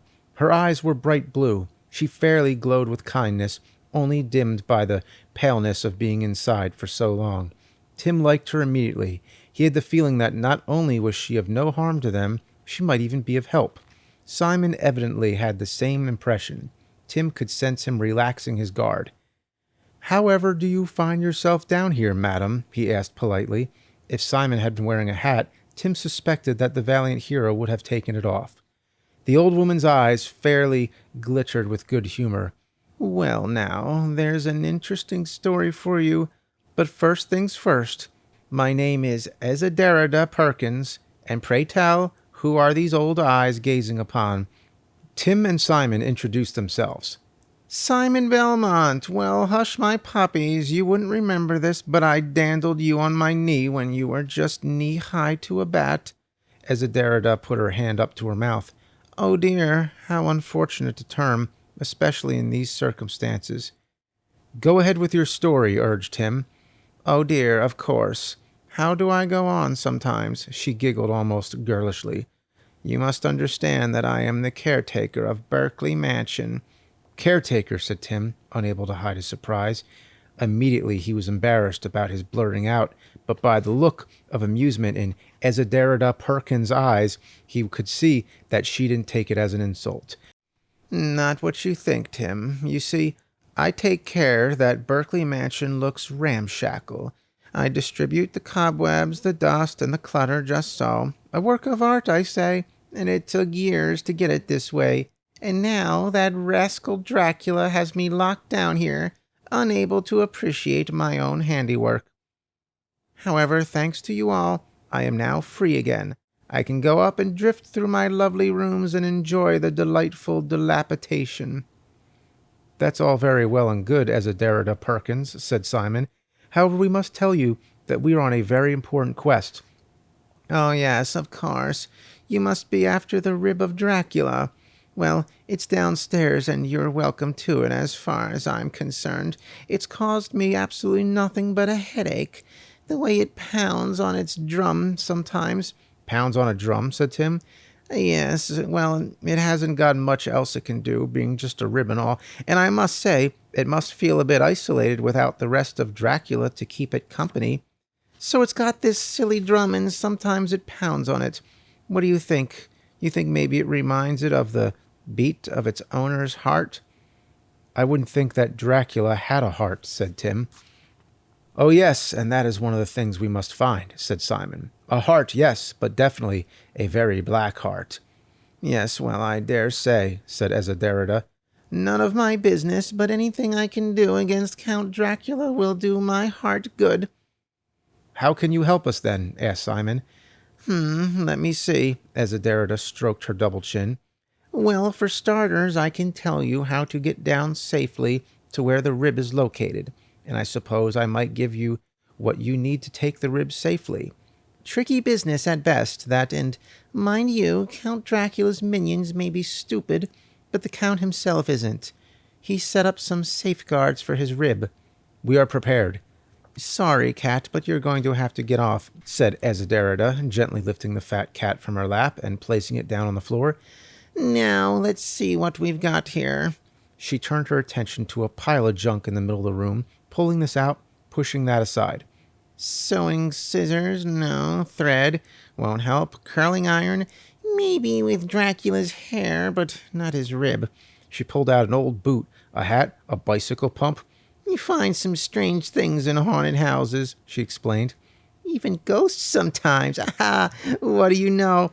Here's something I think you'll be able to use. A steak. Tim blinked. What, to eat after we cook it on the barbecue with the rib? No. You clearly think in puns, young man. An unhealthy habit. No. She held up a length of wood. A steak. Oh, thought Tim. That kind of steak. It was long and had one blunt end and one pointed end. This is the kind of steak you'll need to deal with Dracula, said the old woman. She thrust it into Simon's hands. Go down the staircase past that door. Take a left at the bottom and watch out for the troll. You're going to have to pay the troll toll. Just added that in. You'll see the dungeon to your left. There are skeletons hanging from chains. That's how you'll know you're in the right dungeon. Get past whatever monsters lurk down there. Climb the steps. Touch the rib with the stake. And hey, it's all yours. Bring it up here, dearies, so I can have a look at it, all right? She started going through the junk on the floor again, humming a tune to herself, suddenly totally oblivious to the presence of the two heroes in her room. You'll give us more directions when we get back? She turned around, smiling happily upon them. Well, of course I will, loves. And also, there might be another goodie or two that I unearth from this pile with your names on it. Toddle off now, then. Have a good time. Mind the monsters. Oh, and if you see the spirit of Dracula pop up, give the old blackguard my worst, will you? With that, Ezerida Perkins turned her attention back to her work. Off then, said Simon Belmont, pointing with the stake toward the door. To the dungeon. To the dungeon with a bludgeon, said Tim Bradley, and off they went. If the previous part of Berkeley Mansion had been dirty, then the dungeons below could be called absolutely, undeniably, and irrefutably, totally filthy. In short, a real mess. Maybe we should fire up the torches again, huh? Said Tim, chilled to the bone with the cold gloom into which they were descending. No, we shall make do with the white crystal. Look, see how nicely it glows, so close to the stake? This oaken stake, never heard of oaken stake. This oaken stake must have magical properties as well. Good magical properties. Well, all I can say is that I wish the good Lady Litter had given us a magical heater. You are beginning to complain too much, Timothy Bradley. Did you think that a quest of this nature would be comfortable? Tim thought about that. True. When he sat down for a game of Castlevania, it was usually in his temperature-controlled room at home, be it air-conditioned or heated. All I can say is this experience certainly makes me appreciate heroes more. He rubbed his rumbling stomach. Especially hero sandwiches. Boy, could I use one right now, with some ham and cheese, salami and lettuce, tomato, and, gee, don't forget the hot peppers. Hold the mayo. You are a very strange young man, said Simon. Tim laughed. He thought about digging into his backpack for another hunk of chocolate, but he'd eaten so many already that he had to admit that even in this frightening and suspenseful moment, he was so chock full of chocolate, I like that he just couldn't possibly indulge himself in another. It was on the lower level, just where the lady caretaker had told them to expect it, and that Tim and Simon encountered the troll, and there they paid the troll toll to get into that boy's soul. It was not quite what they had expected. Chapter 12, Stakeout. That it was a monster there could be no doubt. That it was the most peculiar monster that Tim Bradley had ever seen. In all the movies, comics, or television he'd experienced, there could be no doubt either. Good grief, Tim gasped, getting his sword ready. Prepare for battle, my fine assistant, shouted Simon Belmont, brandishing his whip. I think we shall have an excellent little tussle against this one. The monster was tall. It walked like a man, but that was where the resemblance ended. Its face was like lizard hide. Its head looked as though someone had jammed the basketball through its fanged mouth. It looked, thought Tim, like the creature from the Black Lagoon after a long spell on the wrong side of the lead shield in a nuclear reactor. Ark, it growled. Back, O villainous creature of the night, said Simon Belmont, bringing his arm back for a snap of the whip. Hey, hold on there, said the thing. I said "Arr" because I just stubbed my toe trying to get away from you guys. You want to give me a break? I do not trust you, said Simon, and he flung the whip over his shoulder, preparing to strike. However, Tim stepped in and stayed Simon's hand, causing the whip to strike the wall instead of the monster.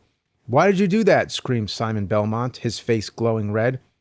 I don't remember if anger is one of those 7 deadly sins, said Tim, but you sure are getting out of control. I don't care how ugly the thing is. It's asked for a chance to explain what it's up to. But it is a creature of Dracula, said Simon, growing more furious. Hey, simmer down, Simon. It looks like you're more a creature of Dracula now than it is. I mean, show a little mercy. Just because it's big, wicked-looking, and ugly doesn't mean it works for Dracula. Please, said the creature. Your companion is correct. Allow me to introduce myself. My name is Freddy. Say, no kidding. We have a guy in the horror movies back home. His name is Freddy, too. Ah, but Freddy with an I-E? No, I suppose it's with a Y? Well, there you go. All good monsters have their names end with an I-E. All bad ones with a Y. Helps keeps things straight. Good monsters? Said Simon skeptically. Give a fella a break, said Freddy, rearing to his full height with no small amount of indignity. A clatter of loose scales tumbled to the floor like snow. I have a few bad habits, and we all lose our temper sometimes, but all in all, I must say, I'm a pretty nice guy. Well, then has Dracula not possessed you? Don't you think he hasn't tried? But you see, we smart monsters, Freddy tapped his bulbous head cagily. We know how to outwit the old skunk. It's the dumb ones that are in his sway. Not that we don't get tempted sometimes. Yes, said Simon, I too have a temptation problem. This is one of the reasons that Timothy Bradley is here with me, to remind me that I am being tempted, and again he has done an excellent job, and I thank him. "And I thank him too," said Freddy, bloodshot thyroid eyes bulging almost comically. "But for you, good Sir Timothy, I most surely would have been snapped back into ye old nasty dimension from whence all monsters good and bad arise. And let me tell you, that is not a nice place. No, I far prefer the twisted passages of Berkeley Mansion and Veros Woods to that other dimension." "But that is where we're trying to send Dracula, isn't it?" said Tim excitedly. "Precisely," said Simon, "but he stubbornly clings to his world. Why is this, Freddy Monster? What is the allure of the land of Castlevania that Count Dracula should want to stay here when it would be so much easier for him to just let go and drift back to his home dimension?" "Simple," said Freddy. "Here, he's big stuff. Back home, he's just another creep. Here, he's boss, and back there, he takes orders." "But who from?" "The biggest monster of them all. That's who. The master of death. Thanatos." Freddy Monster shivered. "Gazookas! It gives me the willies just to think about him. Just pray you don't ever run into him." "Thank you for your advice, Freddy Monster," said Simon with the utmost seriousness. "But perhaps you can be of further help to us." "Sure, advice I can give, but I can't help you to get Dracula. We've got sort of a truce, you see." "That's all right," Tim said. "All we need is some help. The lady caretaker upstairs mentioned that there are all kinds of unpleasant creatures down this cellar." "Oh, yes, she would. Well, we're just monsters, don't you know? Well, I guess I can put the word out. Can't guarantee much, though," Freddy smiled.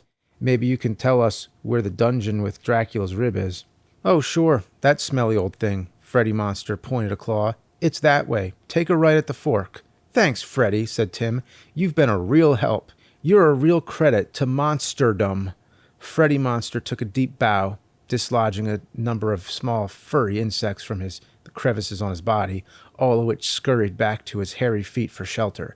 "Glad to be of service to you, gentlemen." Tim and Simon bowed in return. Then they headed deeper into the darkness of the dungeons. The skeletons were what tipped Tim to the fact that they were in the right place. It was dark and dank, just like a dungeon was supposed to be. Somewhere, water dripped, and in the distance, monsters shuffled. But it was when Tim smacked into the hanging bones that he knew they'd made it. They hung from the ceiling like grisly decorations, grim reminders of exactly what sort of fellow this Dracula was. When Tim hit the bones, they clattered and clinked around like castanets on Celebration Day. Tim jumped back, scared nearly witless. "Yow! Looks like Bone Day in biology class," he said, trying to make a joke so he wouldn't be so spooked. Simon grunted. "And look on that platform up there, the item that we seek." Tim, still wary of these skeletons, in this world you knew when skeletons would come alive and clatter down to grab a hold of your neck and squeeze, stared up. No bones about it. I mean, yeah, there it is. Yeah, I tried like 10 times to read that paragraph. I cannot make much sense of it. And there it was, indeed. The rib was bleached a bright white. It sat on a short pedestal and was encased in a globe made of crystal. Simon strode towards the winding steps that led toward the rib. However, before he could get very far, there was a sudden rumbling sound from deep in the earth.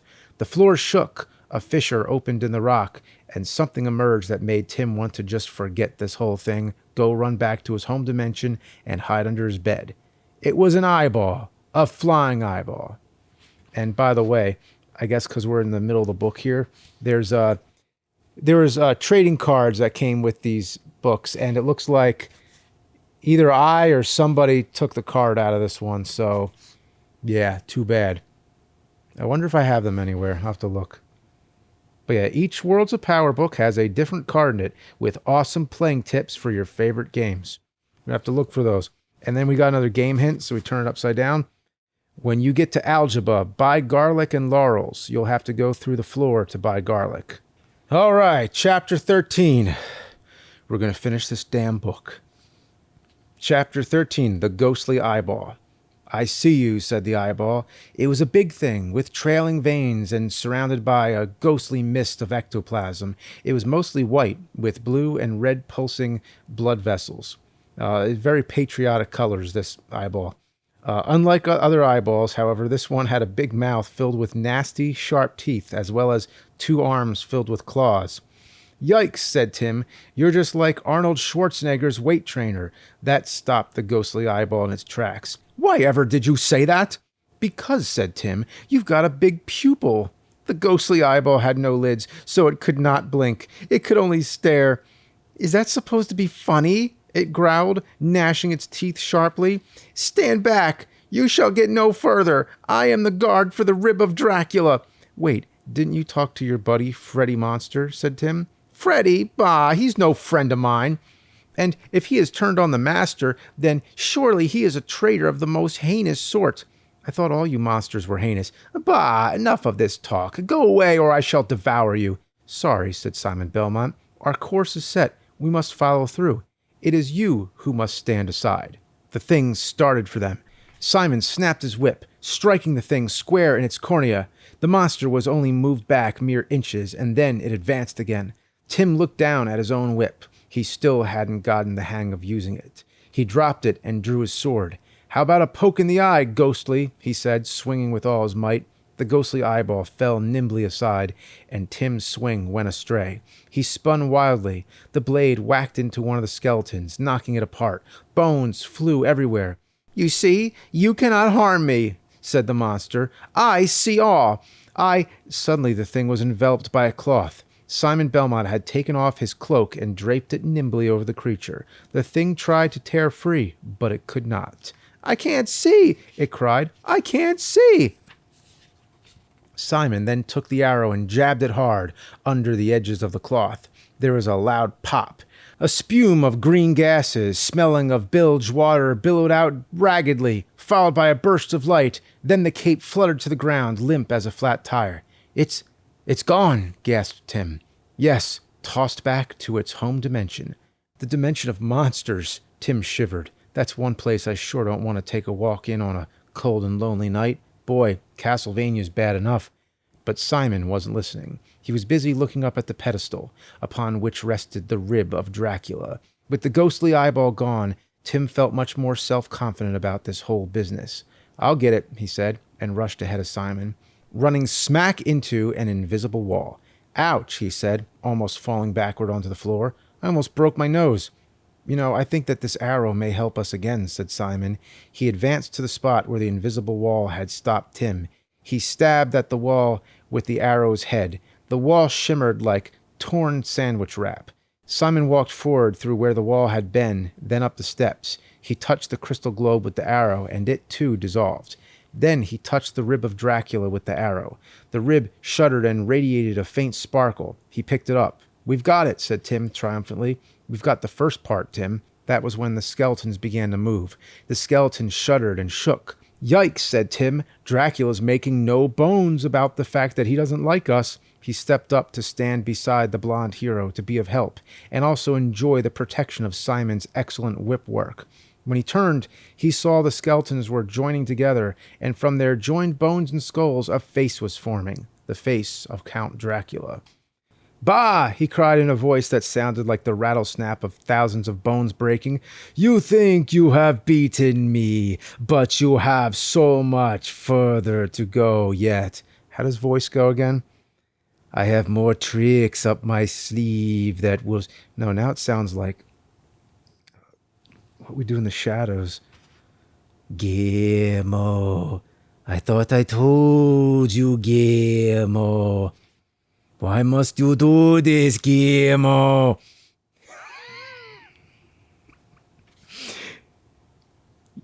Well, now I gotta make a choice. Jesus Christ. You think you have beaten me, but you... Yeah, it's so silly, but let's just do that. More like Adam Sandler, Hotel Transylvania. No, I'll just stick to... You think you have beaten me, but you have so much further to go yet. I have more tricks up my sleeve that will not be so easy for you to deal with. You shall not uproot me from my adopted home. Simon stepped forward. I have sworn upon all that is good, true, and just, that you shall be removed from my beloved land of Castlevania, banished forever, never to return. Right, cried Tim, feeling full of himself. You can go to New York City and visit the Vampire State Building. Ah! Yes, said Simon. Go join the other pains in the neck. Pa! The bones rattled with profound annoyance. Simon, said Tim flabbergasted, you made a joke. You actually told a joke. Simon seemed equally astonished. My goodness, I did tell a joke. The vampire, however, was not amused. The skeleton bones he had possessed shook and rattled. Bones and teeth began to flake off and clatter to the dungeon floor. You shall not beat me, mortal, cried the voice of Dracula as it echoed away. You shall not best my powers, I swear. Timmy, why must you do this to me, Timmy? Why must you do this? And then with the howling of a terrible wind, I definitely threw that in there, in case you were wondering. And then with the howling of a terrible wind, the spirit essence ripped away from the dungeon. The skeleton bones all tumbled to the floor in a huge heap. We did it, cried Tim. We beat Dracula. However, Simon Belmont was not convinced. We have far to go yet, Timothy Bradley. Very far to go. Chapter 14. You take the high road, I'll take the low road, and I'll get into trouble before you. Interesting name for a chapter. Okay. Several hours later, in the middle of the Algebra Woods, Tim Bradley's satchel, the one with all his chocolate, flew away and splashed into the center of a quicksand pool. It sank without a trace. Tim, who had just fallen flat on his face after tripping over a root in the path, watched all this with a horror-approaching panic. His chocolate, his lovely chocolate, all his Hershey bars were in that sack, and his M&Ms. The M&Ms with peanuts, too, just the ones he'd been craving. All his chocolate was gone. Something wrenched inside of him. He felt like screaming, but he couldn't let it out. Simon would hear him. Simon had taken Tim aside and told him that maybe he was eating far too many chocolate bars to be good either for his nerves or for his health. Tim had asked him if Simon thought he were his mother, for goodness sake, and Simon had said no, but as leader on this quest he felt that he should point these things out. Deep down, Tim Bradley knew that Simon was right. Simon had pretty quickly figured out that Tim was hooked on this stuff and that it wasn't particularly good for him, so Tim had agreed he wouldn't have another candy bar for 2 hours. So, of course, 1 hour later, he had desperately craved one, and he'd snuck off behind some trees and, well, he'd lost all his chocolate. And things had been going so well, too. Miss Perkins, the lady custodian of Berkeley Mansion, had told them that she'd had a vision. Their next destination would be Rover Mansion. But how, pray tell, they asked her, would they get to Rover Mansion since they had no map? Go to the town of Varos, the woman had said. One of the gentlemen in the resistance movement will sell you a special dagger. Also, there was a chain whip available. The chain whip would come in very handy, Miss Perkins had promised them. Simon had no idea what a chain whip was, but when they went to Varos and found the man and bought it, he was quite pleased. The chain was actually a specially pleated material, very strong, with almost a magical feel to it. The dagger was very nice as well, a shiny silver thing. They checked the signpost to see where they should go next. The signpost had directed them to Algebra Woods. There they had discovered a wall that shone most magically. I have to check this, Simon had said, which was okay by Tim, since he felt like resting anyway. Simon found it impossible to cross the wall on his own, so he tried splashing it with holy water, the tactic that had been so helpful back in Berkeley Mansion. It worked. The wall had fallen down. Beyond it had been a glowing fire in a dish. A sacred flame, Simon had cried. Something I'd hoped we'd come across. Simon relit their torches from the sacred flame and told Tim that he'd felt much less tempted under its light, which was okay with Tim since he was tired of keeping track of the hero's odd mood swings. And so here they were, Algebra Woods, and everything was so absolutely honky-dory, except for the fact that Tim had just lost his chocolate. Timothy, cried Simon Belmont from the trail that the signpost had called Dobby's Path. Timothy Bradley, where are you? Over here, cried Tim, picking himself up and dusting himself off. He hurried back onto the path. Simon was anxious to keep moving. We've still got a lot of Dracula's body parts to find, he said, and very little time in which to do it. Together they set off again through the night. Imagine, thought Tim, me, the chocolate freak, in a land without chocolate. Oh, well, he'd just have to live without it, if you could call it living. The town of Algebra looked much like the other towns they'd visited in Castlevania, except that maybe it was darker, maybe it was dirtier, maybe it felt like the spirit of Dracula was even more in control. All in all, it made Tim happy that this flame that was lighting their path was sacred, for Algeba felt absolutely evil. "Just over there, I think," called Simon. He stepped quickly down the cobblestones, holding up his torch. The illumination showed a sign depicting a vampire with long fangs, pointed ears, a bat on his shoulder, and a red no sign stamped over him. "The ye old anti-vampire shop," Simon explained. "Come in with me, Tim. We'll get some things we need here." Don't you think that this is one place that Dracula will be sure we'll go? I mean, he'll have a trap or something set up, right? No, he despises the things that are kept inside. And besides, the owner will be the one person in Algeba who will be openly defiant of Dracula's rule. "Come, hurry, Timothy. There is absolutely no time to waste." Simon went through the door. A bell tinkled. Thinking it was a trap, Tim jumped. He was ready to run, but then he realized, hey, a tinkling bell when you go into a shop is perfectly normal. Cool it, pal. He went through the door. He found himself in a shop that smelled of a curious blend of tobacco, vinegar, spices of various sorts, and, most strongly, of garlic. On the wall were displayed crosses of various shapes and sizes, some wooden, some silver, some made of other stuff. The place looked like an Italian deli, what with all the strings of garlic bulbs stretched around the room. Other stuff hung hither and thither, none of which Tim recognized. Whatever they were, it followed that they must have something to do with getting rid of vampires. The shop was warm and cozy, and Simon had been right. Tim felt safe here. This was like an oasis of safety in a desert of danger. "Yes, may I help you?" asked a suspicious voice. "Edward, my good friend," said Simon. "Do you recognize me?" Simon Belmont?" A big man dressed in a frayed topcoat stepped from the darkness of the back room. He wore a plaid scarf around his neck, even though the room was toasty warm, and he looked at them from above half-frame reading spectacles. He held out a large, hairy hand, but then suddenly he pulled it back. "Wait a moment. Are you not aligned now with that demon Dracula?" "I am the person who vanquished him." "I have heard that you struggle yet with his infection," growled the man in a bear-like gruff voice. "There is no way of telling whether or not you have succumbed to his domination. His presence floats now everywhere. Old friend, how would I be able to last 15 seconds in the garlic soup of this atmosphere?" The man's wide face split into a grin, showing yellowed teeth. "Your logic is irrefutable. I wish we had time for a game of chess, yes?" "I'm afraid there are matters of far more gravity than chess, my friend," said Simon. "But allow me to introduce you to my new friend." Simon introduced Tim, who was surprised to be swept up in a great big garlicky bear hug. "Anyone who is a friend to the great hero of Castlevania, Simon Belmont, is a friend of mine," said the burly man. "My name is Edward Farquhar." Simon quickly filled Edward in on their adventures. "Are you going to say him by full name over and over again?"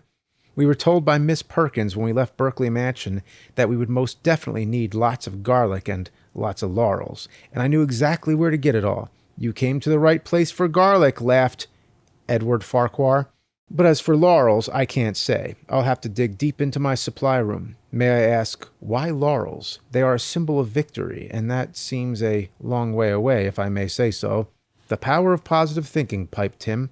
Both Castlevanians looked at him as though he were from another dimension, which was okay, Tim guessed, because he was. "Well then," said Edward Farquhar, becoming serious, "perhaps I'd better go and see about those laurels." With no further ado, he turned around and walked into the darkness of the back room. A light flicked on, and Tim could hear the big man grunting as he rummaged through packages and stored materials galore. "Gee," said Tim, "I hope he's got some laurels." Miss Perkins was very specific. "You're going to need laurels," she said. "Most definitely laurels." "I have every confidence in my friend," said Simon. "If there are laurels to be had anywhere in Castlevania, it is in this shop." Tim said, "Whatever you say, I just—" Suddenly, a teddy bear sailed through the opening, bouncing against the opposite wall and landing face up, button eyes staring up at Tim. Immediately afterward, a stuffed giraffe followed its cloth cousin. Then immediately afterward, a stuffed koala bear. "What does he have back there?" said Tim. "A kitty zoo?" "Which reminds me, Simon, who is beautiful gray and wears a glass slipper?" "Tim, I hardly think—" "Cinderelephant." "I don't understand." Come on, come on. You've heard the story of Cinderella and the glass slipper. I mean, you could have been Prince Charming yourself, Simon. Simon blinked. Prince Charming? Never mind. You really are no fun, you know. This is not a fun situation, Timothy. My very soul is at stake, to say nothing of the future of my beloved Castlevania. Tim felt the definite craving for chocolate. Now, all this seriousness, and especially all this garlic, were getting to him. However, his sinking feelings were interrupted by yet more objects hurtling from the back room. "Godzooks!" Simon cried to Edward Farquhar. "Where did you get all this stuff?" Farquhar stuck his big head out. "In truth, I do not know. When I inherited this shop, much of what I own now was already here. I attempted to catalog it, but what does this have to do with vampires?" asked Simon impatiently. "Absolutely nothing. But isn't it neat?" "Edward," said Simon in a chastising manner, "we really do need those laurels." "Oh yes, of course. Right away. Laurels." The head ducked back into the back room. A minute more and it poked back outside.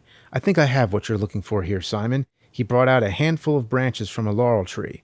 "Astonishingly fresh for sitting around these past few centuries, I must say. I've never noticed them before. They were sitting on top of this mirror here. I must say, I hadn't noticed the mirror either." He pulled it out. It was a rolling mirror, a great oval golden thing. And its glass was cloudy, just like the signpost back in Castlevania. Cloudy and getting cloudier. Great murky, billowing puffs of gray were boiling across its surface. And then Tim noticed that a face was becoming visible in the mirror.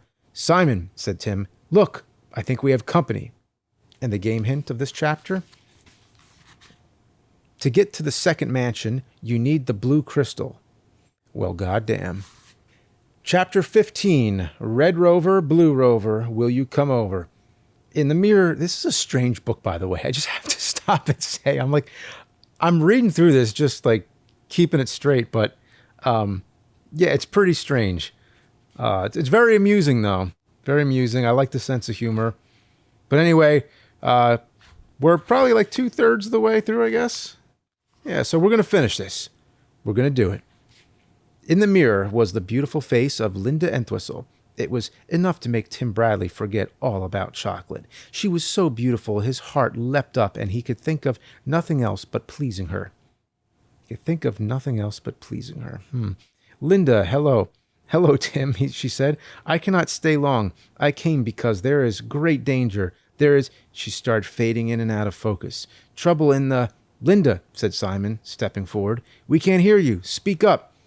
Her image flickered in the mirror like bad reception on a TV screen. "Cannot speak long," she managed to say. "Your energy is running low, and there are no ghouls now in Algebra. You must find a man in a gray suit from the resistance movement. He will upgrade your white crystal into something more powerful. This will give you more energy." What would really give him more energy, thought Tim, would be some serious chocolate. "From there, you must find your own way," said Linda, and then, as suddenly as she had come, she disappeared. "Linda!" cried Simon. "A most curious emanation," said Edward Farquhar, clearly quite surprised. "A man in gray," said Tim. What could she mean by that? Simon shook his head, baffled. "There must be 100 men in gray, I know not." "Ah," said Edward Farquhar, his broad face beaming, "but perhaps I do." "You do? Well, do not hide it, my friend. There is a man across the square named Harrelson. He is a cobbler by trade, but he always wears gray. There is no other citizen of Algebra for whom gray is constant apparel." "That's it, then," Simon said, tucking the garlic and laurels into his backpack. "Thank you, my good friend.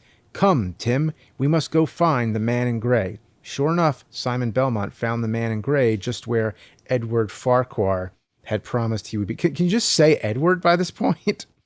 Or Mr. Farquhar? It's where Edward Farquhar had promised he would be, in his cobbler shop. However, the man, Richard Harrelson by name, was hardly as cooperative as Simon's friend in the anti-vampire shop had been. For one thing, he claimed he needed money for the crystal upgrade. "Can't give away these things free," he said. "A man's got to make a living, you know. And I reckon from the looks of you, I mean, with those blonde locks and those muscles, I take you to be a hero and probably a wealthy man. So why should I let you take me for a fool, eh?" Simon was aghast at this. "I am not a rich man by any means. I serve goodness and right." The man, a fellow with a weaselly narrow face and greasy hair pasted across his forehead, gave a sneaky smile. Ah, yes, but this nose, he touched his rat-like snout. This proboscis of mine smells coins, and these ears, he tapped a hairy lobe. They hear the jingle of coins, no? In truth, I do have a few coins in my pocket, and perhaps I can spare one for your trouble in this manner, but only one, I think. Tim got exasperated. Look, Simon, I'm going to leave you two to your bargaining. I'm just going to go around in the alley for a minute. Tim turned around and walked back into the street, leaving the duo to negotiate their deal. Actually, he was sort of half hoping that he'd run across some chocolate, or at least something sweet. But of course there was no chocolate in Castlevania. No, strike that. There was chocolate in Castlevania, but now it was at the bottom of that quicksand. What a place. He knew that if he could just hang in there, he'd be triumphant along with Simon. Hadn't his experience with video games taught him that? If you got beat, you started over and kept trying. What was the word for it? Perseverance. That's right. He had to persevere. Still, all the same, he could sure do with a Hershey's kiss. "Hello," came a voice from the darkness. Tim startled. "Who's there?" he demanded. He held out his torch, and a solitary figure stepped into the light. It was a girl, a young girl about his age. She was cute, too, with dark eyes and dark hair, and a smile that reminded Tim of Carol Jantz back home. "Just me. My name is Melanie. You look like someone I can trust. I need someone that I can trust." "Oh, well, my name is Tim." "There are some who call me Tim." "Actually, I'm Simon Belmont's assistant. We're taking a tour of the country, picking up this and that, for the good of Castlevania, you understand." Her eyes sparkled with good humor. "Oh, you mean you're going to kick Dracula out so we can get some sunshine?" "Yeah, I guess you could say that, Melanie." "Well, I'm all for that. I could use a little sunshine. You will be my friend, won't you?" "Sure, why not? Here, would you like a piece of chocolate?" Bells rang. Somewhere in Tim's mind, trumpets sounded. "Chocolate? Did she say chocolate?" "Yeah," he said, reaching out. But just as he was about to take hold of the candy that the girl was offering him, something stopped him. What was a girl doing with this stuff? "Wait a second," he said, not knowing whether or not to be suspicious, but pretty sure that something was rotten in Castlevania. "Simon Belmont says there is no chocolate in Castlevania." "I get it from a special place," Melanie said. "Go ahead, take it. It's a chocolate truffle, Godiva chocolate." Godivas, of course, were some of the very best chocolates there were, and suddenly Tim could almost smell the piece of chocolate. The scent of sweet ecstasy wandered under his nose.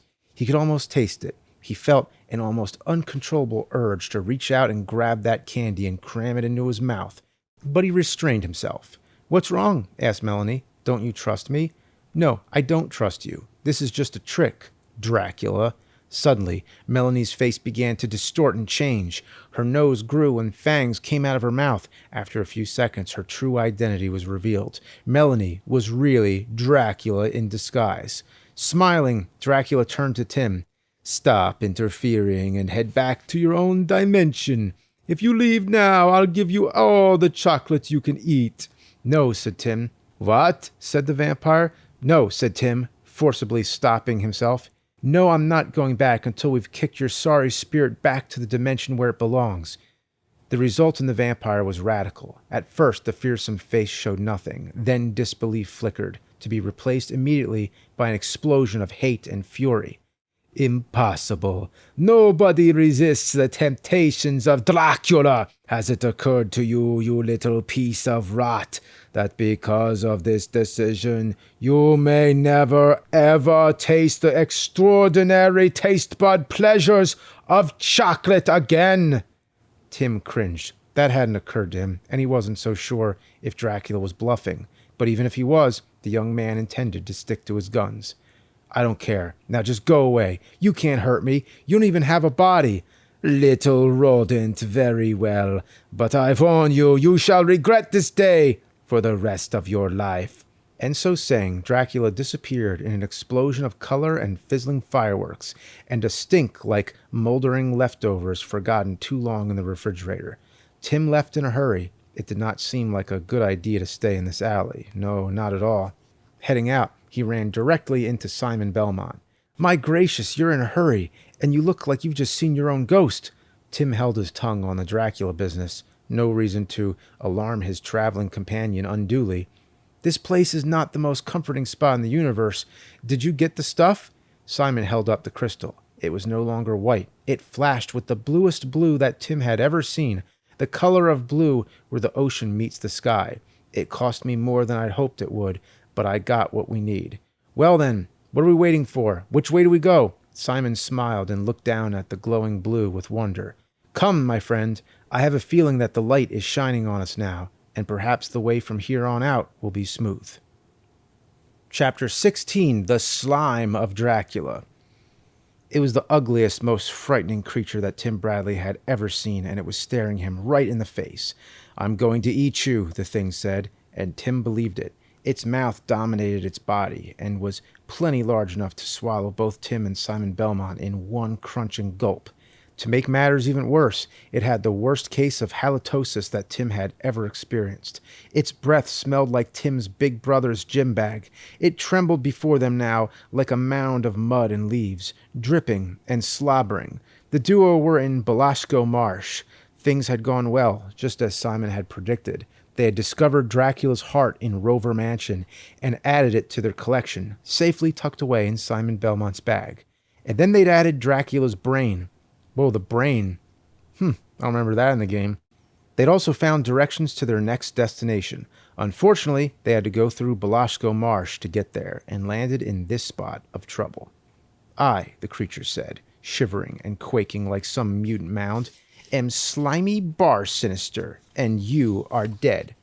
The thing had simply risen out of a large pool of fetid water just seconds ago. From the look of it, it meant business. Serious business. I'm afraid I shall have to take issue with that proclamation, said Simon. Taking a step back, he pulled out the chain whip and snapped it at the monster. The whip sliced through the thing called Slimy Sinister with a loud snap. An eyeball rolled out of the mass and plopped right in front of Tim, staring up with alarm. Yow, said Slimy Sinister. Why'd you do that? With a grunt, it slipped out a tentacle, grabbed a hold of the eye, and stuck it back into its face. We have every right to defend ourselves, said Tim. After all, we don't particularly want to be eaten. You don't? No, of course not. Don't be silly, said Simon. Now, if you don't dive back to where you were, I intend to promptly send you back to your home dimension. The thing rolled its eyes thoughtfully. Count Dracula told me that you would quite enjoy being eaten. I was rather looking forward to it myself, though I must admit that I've never eaten a human before. This thing was truly huge, and Tim could see that, whip and sword or no whip and sword, he and Simon were not far from a trip down this thing's gullet. Oh, you wouldn't like it. Not at all. No, why not? We taste like fish. Yum, I do like fish. Dead fish. The very best kind. Tim thought feverishly. Actually, we taste like chocolate. Tim winked desperately at Simon. Come on, old boy. Understand this one. Slimy Sinister wrinkled the appendage that Tim presumed to be his nose. Chocolate? What is that? Believe me, Slimy, said Simon, with a face of such seriousness that only a hero of Simon's magnitude could conjure it up. You don't want to know what chocolate is. The statement and the clear sincerity with which it was spoken had a profound impact upon Slimy Sinister. The creature, before a sickly green and chartreuse in color, abruptly turned shades of blue, red, and purple. His skin rippled like old pudding. You see, Slimy, you want absolutely nothing to do with eating us. Dracula lied to you. We're totally indigestible. Tim stepped forward, bravely holding out a hand. Here you go. Have a lick if you want. Taste test. The creature quivered back like an amoeba. No! Get away, you foul, disgusting creature, it said. Don't touch me. Arr! You had best watch out, thing, said Simon, waving his whip threateningly. Else he will tell you a silly joke, or worse, make a bad pun. This was simply too much for Slimy Sinister. No, please, anything but that. Why did the monster cross the road? Snapped Tim. Slimy Sinister slunk back. Sometimes it says Slimy Sinister. Other times, like right here, it's spelled Sinister. It's usually Sinister, so I'm going to go with that. Slimy Sinister slunk back, holding out his tentacles to ward off his attackers. No, please! You must tell us where the next piece of Dracula is, commanded Simon, And while you're at it, why don't you tell us what the next piece of Dracula is? Why, it's Dracula's eyeball, of course, said Slimy Bar Sinister. And it's in Bram's mansion, of course. Just take the lower path yonder. He pointed over to a weed patch. What else can you tell us? Demanded Simon. You need not have feared me. I see you have laurels. Merely wear them beneath your undergarments, and no other creature of these woods can harm you. Sounds kind of itchy to me, but maybe it's worth it. Can I go now? Yes, of course you can go, said Tim. Scoot, skedaddle, vamoose. The floppy creature took 3 wobbly steps and then jumped back into the sludge. So much for that joke, said Tim Bradley, brushing his hands symbolically. Yes, quite true, said Simon. Yet why do I have the feeling that things might not go so well in the future? A shiver raced up Tim Bradley's spine. He knew somehow that Simon Belmont was right. And the game hint of this chapter? Go to Dobby's path and break through the wall to get the sacred flame. Chapter 17. Thanatos. Simon Belmont and Tim Bradley emerged from the 4th mansion, Simon holding his prize along with the other body parts in his canvas sack, Dracula's eyeball. Well, said Tim, feeling pretty good, of the 4 parts we found so far, I guess Dracula's brain doesn't add much weight to that sack. His cunning must be in his entire body, said Simon. You should not underestimate him, Tim. It was then that Thanatos, the master of death, remember, showed up. Bram's mansion had been much the same as Rover Mansion, which had also been quite like the other grand decaying houses holding the body parts of Dracula, right up to the skeletons in the dungeon. Oh, well, it also made things a little simpler. Not that they hadn't gotten their share of monsters and creepy crawlers, to say nothing of shivers. However, for some reason, Dracula had been leaving Simon pretty much alone. And now that Tim seemed to have kicked the chocolate habit, he felt much better about things. Much better, in fact, about this whole business. In fact, he was actually starting to think that this was going to be a very positive experience after all. That was until the Master of Death showed up. Thanatos erupted out of thin air, right in front of the path to the forest like a bolt of lightning in the middle of a thunderstorm. When Tim's eyes recovered from the blast of sizzling white light, he opened them and saw the thing standing in front of them. Heaven help us, said Simon Belmont, flinging his whip back into readiness, as though that would help. From the size of this guy, it looked as though it was going to take a lot more than just a whip, even if it was a magical chain whip to deal with him. Tim Bradley could not speak, let alone come up with a cute quip. This joker was absolutely incredible. I am Thanatos, master of death, said the big guy. Look on me in despair. He seemed to be about 20 feet tall, with legs like the trunks of trees, arms with biceps that would make Arnold Schwarzenegger gasp with envy, and a chest as thick as a Sherman tank. But it was as much his outfit as his size that made Tim freak out almost totally. Thanatos looked like a hood straight out of Flatbush, Brooklyn, in the 1950s who had made a time stop in the current heavy metal era for some jewelry. He wore black leather pants with a black shirt littered with chains and spangles and other cheap jewelry. He wore the classic black leather motorcycle jacket. On his wrists were leather bracelets with studs. His face was like a cross between something out of a 50s horror movie and someone out of a 40s gangster film. His entire face was broad. His hair was cut flat-top style. There was a ring in his nose, making him look much like a bull who just stepped off a motorcycle after a high-speed dust-up with the cops. You, I shall toss back your home dimension, Thanatos said to Tim Bradley, gesturing with a hand the size of Tim's room. And you, Simon Belmont, he lifted his boots so high that Tim could see the hobnails on the bottom.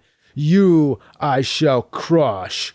Simon Belmont looked unfazed at this threat. Tim guessed that was one of the nice things about being a hero. You didn't get too upset when big guys threatened you. You just took it all in stride and figured that this was just the next part of your mission, or quest, or duty. Tim, on the other hand, did not consider himself a hero. Tim considered himself a 14-year-old who had stumbled into something that he really didn't want to be in, but who had decided that it was best for all involved that he see the whole thing through to the end. Now, however, he wasn't so sure. All the other parts of his journey had been scary and frightening for sure, but they had been fun compared to this guy. This guy really and truly meant business, and when he killed someone, that person was dead with a capital D, And who knew, maybe worse than dead. The thing started to advance, pounding forward like a Japanese horror movie made real.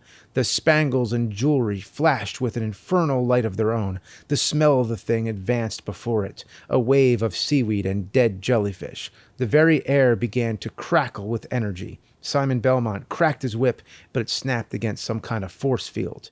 The tip exploded into a shower of sparks. Fear grabbed Tim Bradley. He felt as though his courage were seeping through the bottoms of his feet. He had the almost uncontrollable urge to turn and run just as hard as he could. Simon Belmont flicked the whip back again. His face was resolute, sure of victory. He hurled the whip, and then the impossible happened. Thanatos, Master of Death, reached out with one of his hands, and he reached out so quickly that Tim could barely see him move. The hand shot out, wrapped around Simon's body, and pulled him forward toward his face. The mouth opened, and Tim had a glimpse beyond jagged fangs and rotting molars, a glimpse of stars and nebula, of shadows between planets, and worlds being born and worlds dying. The hand pulled Simon Belmont toward his death. Almost unable to stop himself, Tim turned to run. He had to get out, had to get away, had to, but then he stopped. He forcibly called himself to a stop, got a grip on that fear that had grabbed him with every bit as much as force as the Master of Death had used to grab Simon. No, he was bigger than his fear. Besides, hadn't Thanatos said something? Something very important? Something very telling? "Stop right there, this instant," called Tim Bradley. "Don't you dare eat that hero." He said it with such authority and such loudness that Thanatos did stop. He held Simon Belmont dangling just inches from the chasm of nothingness, and his eyes rolled like bloodshot marbles toward Tim Bradley, looking down as a cook might on some troublesome mouse squeaking for cheese on the pantry. "Who dares challenge Thanatos, Master of Death?" the great leather being demanded. "Look, you jerk, we know your name by now." Tim took out his whip. He didn't really know how to use it, but he sure could try and fake it. "How dare you speak to me like that, you mortal?" "Look, I may be mortal, but I can thrash you any day, you third-rate creature feature." The Master of Death began to turn a bright purple. Steam spumed from his ears. He dropped the half-conscious Simon Belmont to the ground and started stomping toward Tim, lightning bolts and firecrackers exploding from his bulging eyes. "You are worse than dead, buddy boy." "Oh, no, I'm not." Tim hurled the whip with all his might, snapping it just like Simon Belmont had taught him to. And lo and behold, the whip cracked, and it cracked like the voice of doom. Thanatos stopped in his tracks. He looked down at Tim, much in the way a crocodile in combat boots might look at a snail it is about to step on, who has just lifted up and displayed an atomic bomb it is about to detonate. "Who are you?" "Timothy Bradley," said Tim. "And who, pray tell, are you?" "I am..." Thanatos shook his head, confused. "I have already told you who I am, Timothy Bradley. What do you use for a head? A pumpkin?" Tim snapped the whip again. The sound was louder. It was as though something deep and wonderful inside him had taken control of his arm. The creature actually stepped back, looking perplexed. Meanwhile, off to the right, Thanatos did not notice that Simon Belmont was recovering. Simon was slowly getting to his feet, looking around him dizzily. Tim knew he had to distract the thing's attention. He had to let Simon get another chance at it. "I've got a computer for a brain, you stupid pile of buttons," cried Tim. "I'm a lot smarter than you." "You are an arrogant piece of earwax, Timothy Bradley." Angry smoke spumed from the thing's armpits. "I shall have to kill you now." "But you can't kill me. You said so yourself. You can only send me back to my home dimension." The monster was taken aback. His mouth hung open. "I was being merciful, you brat. I can do what I like." "Oh, yeah?" Tim snapped his whip again. "Well, come and get me, cucumber breath." The thing snarled like a million cats, fighting. It stepped forward. Tim stepped forward to meet it and flung the whip again. "Death, here is thy sting." Snap, and again. Crack. The video game master's reflexes had been honed to perfection. He could actually do this now. He could use the whip. And here was the proof. For he had just flicked the whip so expertly that it had caught Thanatos directly on the tip of his big nose. Youch! Where the whip tip had landed was a red welt that immediately spread through the nose. It swelled up hugely, almost obscuring the creature's bowling ball eyes. "Stand back, you foul thing," said Tim, raging against the knight, raging against the Master of Death, screaming at the top of his lungs. "And while you're doing that, why don't you just get back where you belong and never come back again?" "What?" blustered Thanatos.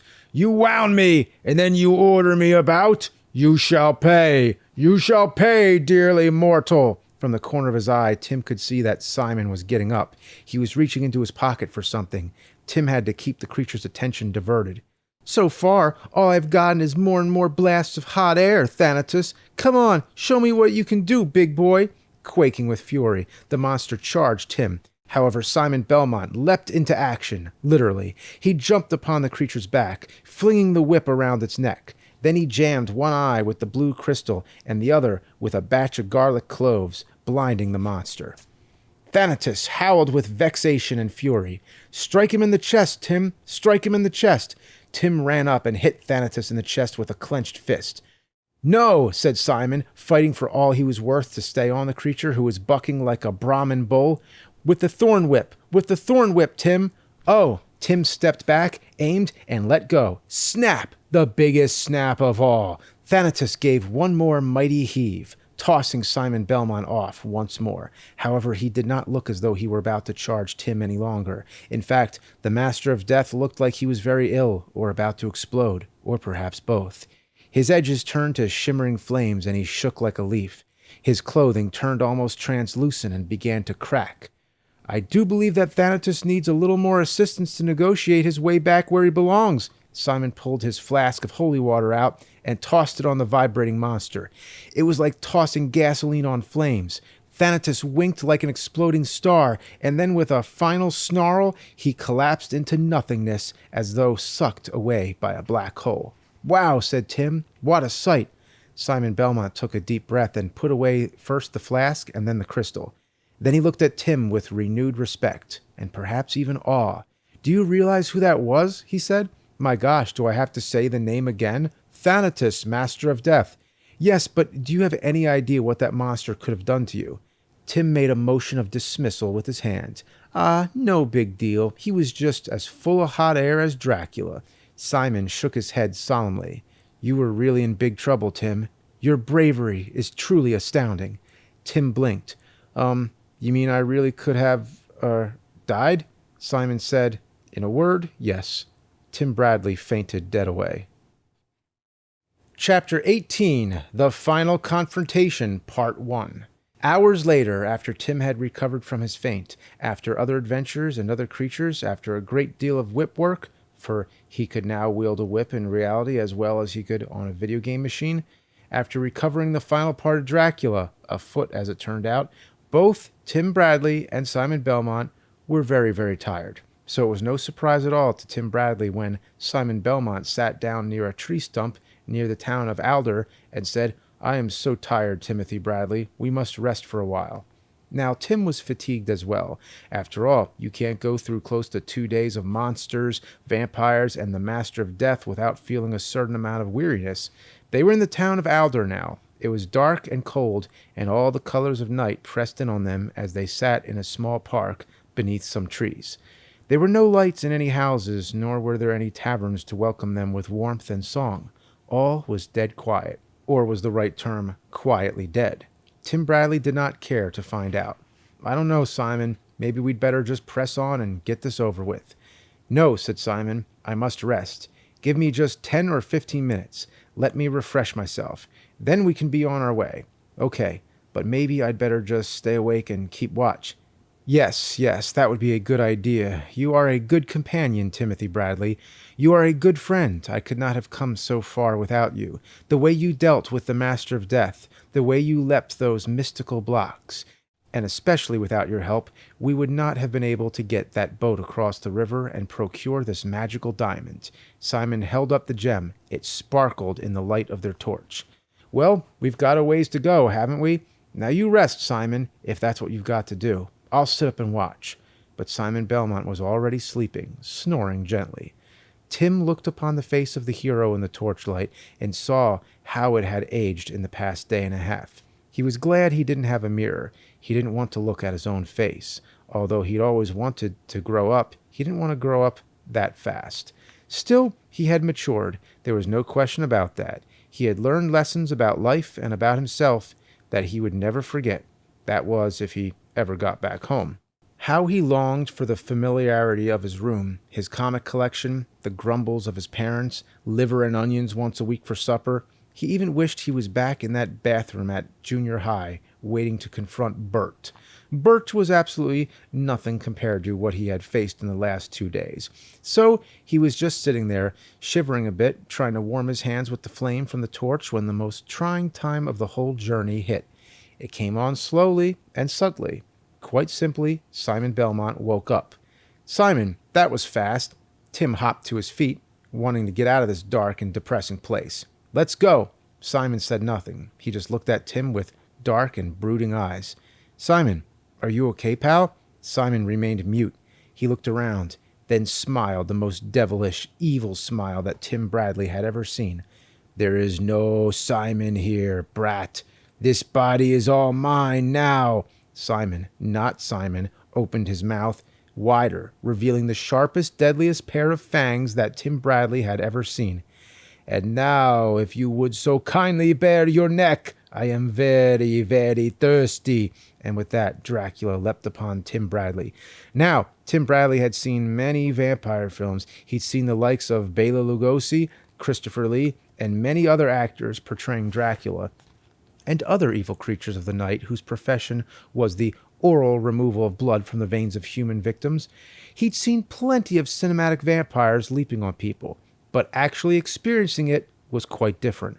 For one thing, as strong as Simon Belmont was in real life, possessed by the spirit of Dracula, he seemed to have the strength of 10 madmen. He grabbed Tim and threw him across the clearing, almost hitting a tree. Tim staggered to his feet, grabbing at his side for his whip. The initial attack had been so fierce, so violent, and above all, so quick, that Tim had not even had the chance to pull out his whip and defend himself. Now that he knew how to use it, he might as well. He snapped it, but with lightning speed, Dracula, Simon, grabbed it and pulled it out of his hands. No help there, mortal. The eyes gleamed a horrible, enthusiastic fire. Tim reached down to his belt to get whatever else he might have that might be of help. He came up holding something hard and round. Ah, a bulb of garlic. That should do the trick. Get back, I say, he cried, brandishing the garlic. Yum, said Dracula Simon. He grabbed the garlic and popped it into his mouth, crunching it up through a big fat grin. My favorite. Yikes, said Tim. I thought that vampires were supposed to hate garlic. I absolutely loathe the stuff. In fact, I dare say my body parts in the bag yonder are trembling with disgust. But you see, I'm in Simon Belmont's body, so it really doesn't affect me. I don't suppose you'd have another bulb, would you? I could just breathe on you and you'd die. Dracula Simon bent his head back, and an absolutely hideous laugh escaped. Oh, ho, ho, ho, ho, he exclaimed. I am going to have so much fun with you, little puny man. And he jumped again. This time, Tim was ready for him. He leapt away, and the vampire charged past him, banging hard into a tree. The vampire fell into the ground. The experience did not faze him, however. He hopped right back to his feet and charged again, faster than before. This time, his claws caught hold of Tim's coat. He pulled the teenager up to his face. Just a few pints, he said, drool splashing down onto his collar. That's all I need. What's black and white and red all over? Dracula Simon blinked. A newspaper, yelled Tim. Dracula Simon didn't make any expression, but then, suddenly, the eyes were no longer flaring red. They turned a pale blue once more, and Simon Belmont, the true Simon Belmont, peered out. Simon, cried Tim. Simon, you're still in there. Fight him, man. Fight him. Said Simon. I'm fighting. But that was all that hero could get out before his features bent once more and Dracula's fires smoldered in his eyes. A poor attempt, said Dracula. Besides, you fool, you stupid joke reserve is clearly running out. Even I in little Castlevania have heard that joke before. The fangs came in closer, and Tim could feel the hot breath of this monster who had taken over his friend. This was it, he thought. He's got me. But then, just as Dracula's fangs were about to sink into the tender flesh of Tim Bradley, a most fortunate thing suddenly happened. The first ray of dawn filtered through a break in the trees and touched Dracula Simon's face. The morning sun has vanquished the horrible night. The vampire screamed. "Simon! Simon! Fight him now!" cried Tim. "Fight him!" Tim could see the struggle going on in his friend's face. Simon wrested himself from his clutch on Tim and hurled himself back on the ground. "The holy water, Tim," he said in a strangled cry. "Use the holy water." "Yes, of course, the holy water." He should have thought of that before, but then he realized why he had not. He didn't know where it was. "In my bag, Tim," cried Simon. "Hurry, there's just enough left." Tim started for the bag, but then found himself tripping and tumbling to the ground. He looked around to see that Simon Dracula had caught his pants leg and was trying to pull him back, even as the terrible struggle continued inside of Simon Belmont's body. "No, you don't," said Tim. Angrily, he kicked him in the face, but Dracula hung on. Tim had to use all his might to drag himself and his burden to where Dracula's bag sat. He grabbed it and rummaged around inside. The flask! Where was the flask of holy water? Dracula Simon clawed his way up Tim's pants leg, ripping and tearing along the way. Tim's hand grabbed something solid. Without waiting to unstopper the flask, or even checking to make sure it was a flask, Tim bashed his attacker across the noggin.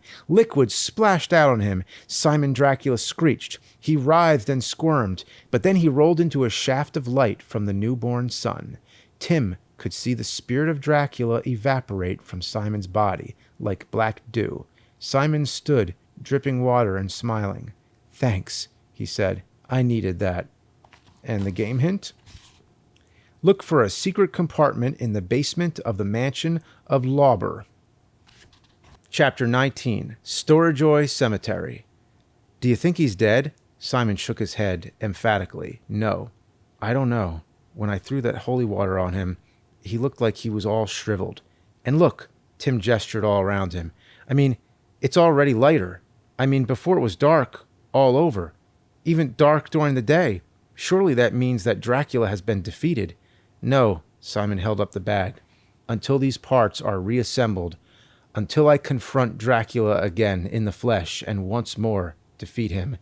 And this time burn his body and thus send him back to the dimension of monsters from which he is from, my beloved Castlevania will not be free of the dreaded curse of Dracula."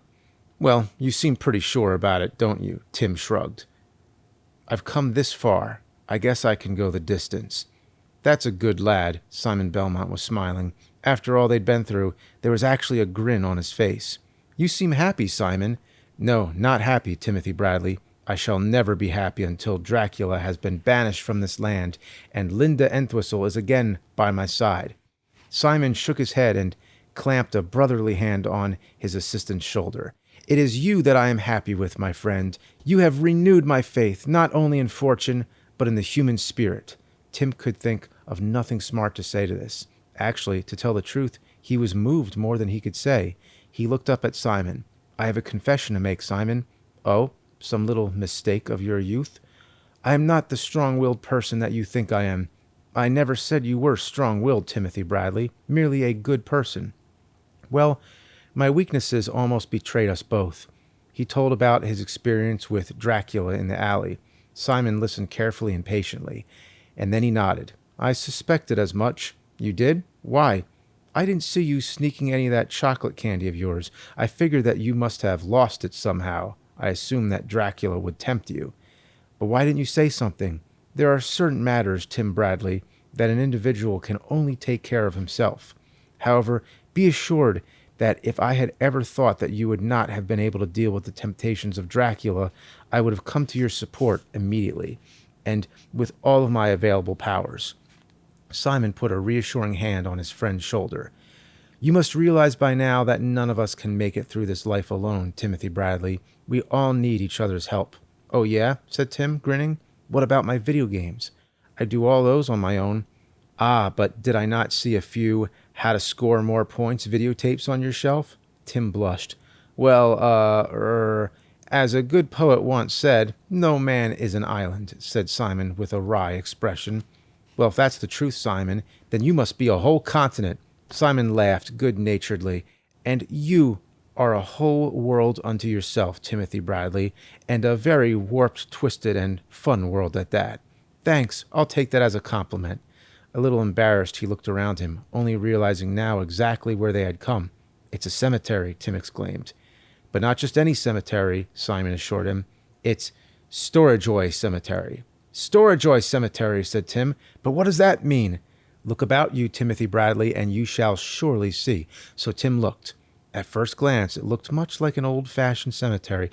Tim shivered. It was all like a scene out of that movie Beetlejuice, only far more real and far scarier. He had not only run out of silly jokes and puns, he didn't feel like using them anyway. This neither seemed the time nor the place. What are you talking about? Tim asked, more than a little baffled. Look closer, said Simon. Look at one of the graves. Tim shrugged and peered closer at one of the closest graves. Here lie the moldering remains of Jacob Varley, it said. So? I still don't see anything Suddenly, hands sprouted from the sides of the gravestones and grabbed Tim Bradley by the shirt. A mouth formed in the gravestone. The hands pulled Tim closer. Yikes! Simon said, Don't worry, Tim. It won't harm you. The gravestone said, Hey, kid, boy, do I have a story to tell you. You want to hear how I died, or should I start from the beginning? The mouth flapped a large red tongue as it talked. Okay, I was born in the year of the plum pudding on Nardo Street. That's right, to the left of the park, you know? So then, Tim pulled himself away from the clutching hands. Hey, wait, said the grave. I haven't finished my story, and boy, is it a good one. Just give me a couple minutes of your time. I swear you won't be sorry. It's an absolutely super tale. Maybe later. Tim looked at Simon. I suppose you're about to tell me that every stone tells a story. Simon nodded, gravely. They both laughed. Hey, called the nearest gravestone, leaning forward insistently. Don't listen to Jacob. All he did all his life was work in a shop. Me? I was an adventurer. I was also in the army. Boy, do I have some great stories to tell. Actually, said Simon Belmont, what we need now is some help, some directions. We've got Dracula's body parts here, but I've got to take them someplace special to assemble them and fight Dracula in person so that I can remove Castlevania's curse, to say nothing of my own. Ah, said another bigger gravestone with a bigger mouth. These guys are really boring. Listen to my story, and then we'll tell you what you're going to have to do. I'm afraid we don't really have time, said Tim.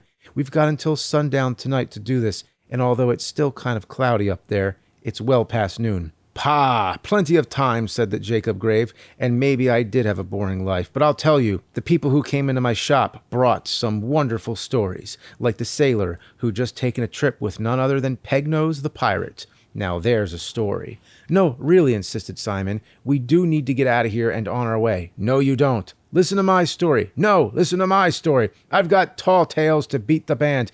The clamor in the cemetery was so noisy that Tim had to put his hands over his ears. Oh dear, said Simon Belmont.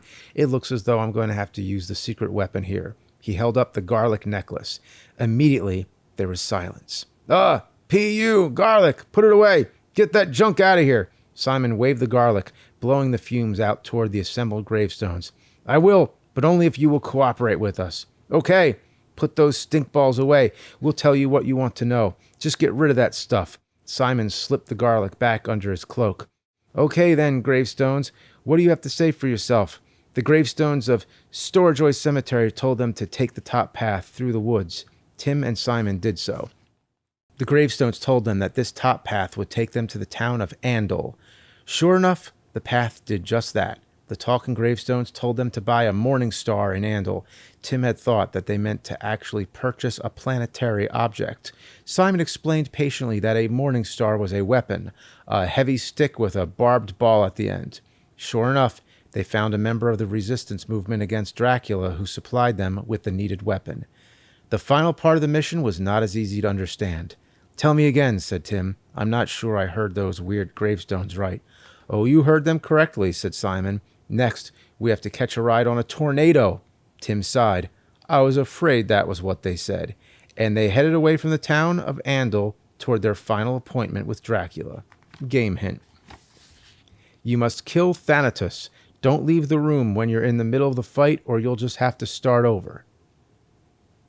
I don't know what they're talking about. Chapter 20. Deborah Cliff.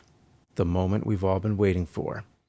All the things they had collected lay in a pile on the ground by the edge of the cliff, except for the pieces of Dracula. Those were still in the sack, slung over Simon's shoulder. They would not part with it.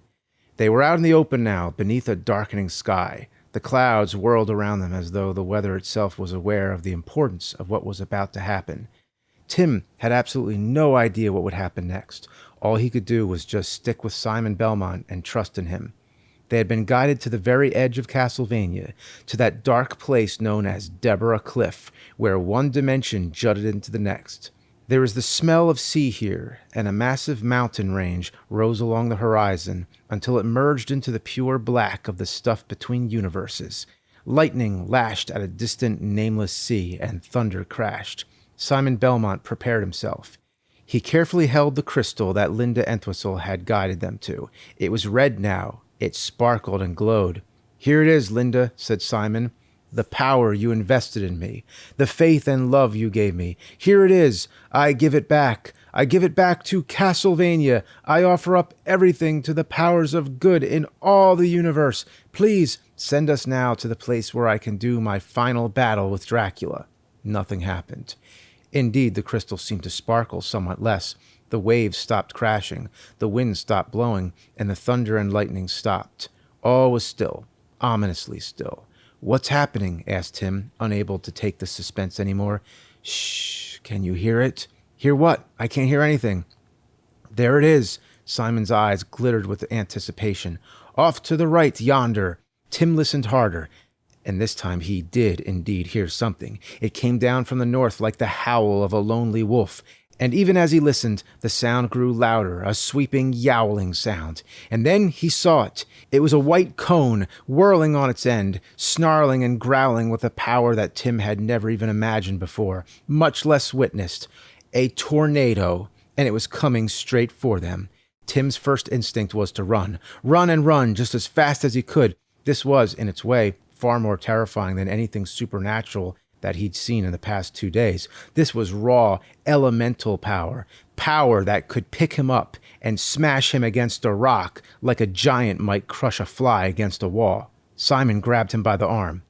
"No, Tim, it is frightening, I know. Terribly frightening." His long blonde hair was whirling with the harsh whip of the wind, and he had to yell to make himself heard above the din.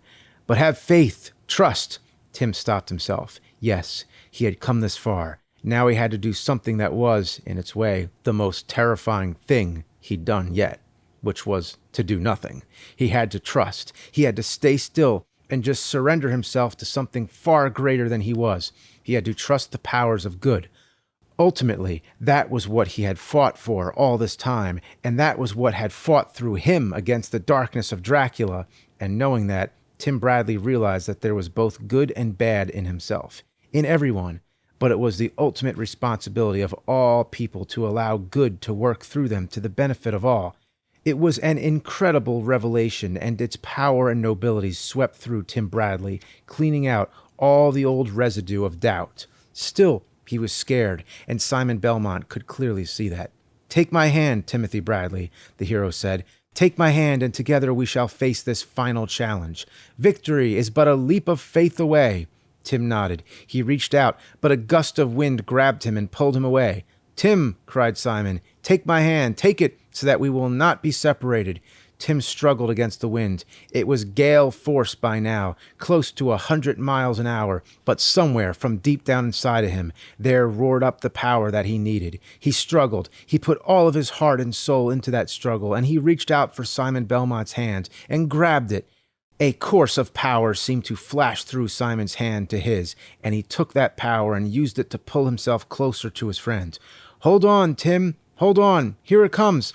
Tim looked up, and he could see the tornado bend over like a crazy slinky toy. His first thought was to close his eyes, to just get away from this terrible thing, but he made himself stop. No, he would face it. If this was his death coming down to him, then he would face it. He would face it with his friend. The tornado dipped down and picked them up like toys and flung them down into its throat. Tim Bradley lost consciousness. And is that the most dramatic interpretation you've ever heard of the tornado in Castlevania II: Simon's Quest? Wow, never thought I would read that. And the game hint here. As you walk through mansions, throw holy water on the floor to find pitfalls. Well, no shit. Chapter 21, The Castle Tower. When he woke up, at first, he did not know where he was. He was laying on something hard. That much he knew. It was hard as stone, and it was cold. In fact, as he turned over and reached out, he could see that it in fact was stone. Tim groaned and looked up. Above him, the sky swirled harsh and mean, basically black with an overtinge of red. The air was charged with electricity. There was the feeling of danger. Crack! Simon's whip. Tim looked around. Sure enough, there he was, looking incredibly big, incredibly powerful. Simon Belmont, hero of Castlevania. Simon cracked the whip again. Clearly he was just practicing for the final confrontation with Dracula. Tim, he said, you're awake. Yes, but how? Where? I let you sleep. You needed the rest. We still have a half hour to go before sunset. I needed to prepare before I engaged Dracula. Loosen my muscles, prepare my spirit. He cracked the whip again. Tim looked around to get his bearings. They were on the top of a castle tower. Tim could see the castle yard below. The farther spires were cloaked in a fine, ghostly mist. Flags fluttered in a slight breeze. It's just like my dream. Simon looked up from his work with his whip. Dream? Yes, just before you came for me. That very morning I had a dream that I would be here on top of a tower very much like this. He walked to the parapet, touched the stone. I guess you'd call that a premonition, wouldn't you? Simon grunted. He snapped his whip again, and then again. Perhaps your heart has always been here in Castlevania. I know my parents say that my brain is trapped in Nintendo Land, but I don't know about my heart. This is a place of the heart, Timothy Bradley. It is a place of the spirit. He went into a bag in the middle of the circle that was on top of the tower. By now, we must deal with more physical realities. He opened the bag, and from it he drew out the 5 pieces of Dracula's body. These he placed in a pile. Then he drew out a wooden stake, which he had purchased in Andal. Finally, he pulled out a jar of oil and some matches. This time, Simon Belmont intended to do the job properly. Stand back, Timothy Bradley. I am about to utter the spell given to me by Linda, the spell to bring Dracula's spirit back into his body. Simon nodded grimly. Are you prepared? Is your heart at peace with your maker? We may well die here on top of this tower. We may well have died during the trip. Yes, but the danger is greatest here. It is for good reason that only a tornado can bring you to the top of Castlevania's Death Castle. It is a dreaded and terrible place, a place where only the bravest may tread, for it is here that one faces that which he fears the most. And what is that for you, Simon? I fear Dracula the most. Why do you think I stalk him so? He shuddered and closed his eyes. I have feared Dracula since I was a little boy. I was not born a hero, Timothy Bradley, but I have faced my fears. He who confronts his deepest dreads every day, that person is a hero. Simon stood further away. So come, hero, stand beside me as I chant these words. Join me as I make my final stand against Dracula. Tim walked up to Simon. I am proud to do so, Simon. I am proud to be your friend. Tell me, Timothy Bradley, what is your greatest fear now? What do you have to confront? Tim frowned. I'm afraid that I shall not be a good enough fighter. Fear not, Tim. It makes no difference. In this place, it is not the skill with which one wields a weapon. It is the spirit and the willpower behind the hero. And these, good friend, you do not lack. He turned and faced the pile of Dracula's parts and began to intone the chant. By all that is good and all that is bad, bring back Dracula to this place of the sad. Conjure up his spirit from the air and fill up his body right there. Simon flung his whip end over the body parts. The effect was immediate and astonishing. A bolt of lightning blasted down and struck the pile of Dracula's parts with a mighty explosion. White smoke billowed up around it like a shroud. When it cleared, there stood the evil count himself, Dracula. But he was not cowering, nor did he look at all afraid, for he had his arm around a beautiful woman, holding her as a man might hold a shield. It was Linda Entwistle. All right, the final chapter, chapter 22, the final confrontation, part 2. Although Tim had seen the face of Dracula before, he had never seen Dracula in his full physical glory, and the sight was imposing indeed. Somehow the parts of the Count had come together and woven themselves into a creature that fairly glowed with good health. Count Dracula stood well over 6 feet tall. He looked like a bodybuilder who used human blood as his after-workout cocktail. His eyes blazed red, and his cape shone with pure blackness. It was spread out behind him like the wings of a bat. Tim found himself incapable of coming up with any jokes or puns. In the presence of Dracula, it was difficult to imagine a world with anything funny in it at all. "Linda!" cried Simon. "Linda, get away from him!" "She can't," said Dracula, eyes flaring. "Dracula," said Simon, "I have fought against you all my life. I have to finish that fight now." "Oh dear, I was afraid you'd say that. Well, then, I'm afraid that if you make even one little step toward me, then I'll have to end this young lady's life. And you wouldn't want that, would you?" Simon lowered his whip. "Simon, don't!" called Tim. "All of Castlevania is at stake." Stake, that reminded Tim. The stake was still on the ground. If he could just pick it up, if he could just sneak around. "I must surrender." There were tears in Simon's eyes. "I cannot stand here and watch her die. I love you, Linda. I love you more than my own life." "That's right, Simon. Do you think of priorities?" snarled Dracula. "So then, do we make a deal, or are negotiations still in order?" While Dracula was busy speechifying, Tim was busy sneakifying. Without attracting the vampire's attention, the teenager stepped over to the stake, picked it up, and began to creep up on Dracula from behind. "There's nothing more to talk about," said Simon. "You must leave Castlevania." "What? Banished from my kingdom?" "No, simply leave." Dracula chuckled sourly. "Thanatos would boil me alive should I return to the dimension of monsters." "Go somewhere else, then." "What, Earth? I don't fare very well there. Not well at all. That is why I came to Castlevania. It is much more hospitable here. Why should I leave?" "Because," said Tim, "you're such a jerk." And he ran with all his might toward Dracula. The Count turned and hissed. But the charge did catch him off guard, and he could not hang on to his captive. Linda Entwistle, long dress and tresses fluttering, broke away and ran. Tim pushed the stake towards Dracula's heart, but the vampire was too quick. He caught the wood in his powerful hand at the last moment, and he wrenched it away from the boy as easily as a diner might wield a toothpick. As easily as a diner might wield a toothpick? He tossed the stake over the side of the tower. "Pah, foolish mortal, you think that a stake will stop me." He advanced toward Tim, claws outstretched. Tim hurled his morning star. It snapped on Dracula's arm, and the Count flinched, but he did not stop his advance. He grabbed Tim Bradley by the front of his shirt, and he pulled him up so close that Tim could see the little grooves on the side of the vampire's fangs. "I will deal with you later, Belmont. First, though, I wish to pay back a smaller debt." Tim felt helpless in such a powerful grip, but Dracula held him in such a way that Tim could reach into his own back pocket, and he did just that, pulling out the little portable video game player that he'd snuck into school and promptly forgotten all about. "What is that?" snarled Dracula, a look of alarm in his eye. "Why, it's the latest thing from Earth, Dracula. Haven't you heard of it? A vampire zapper."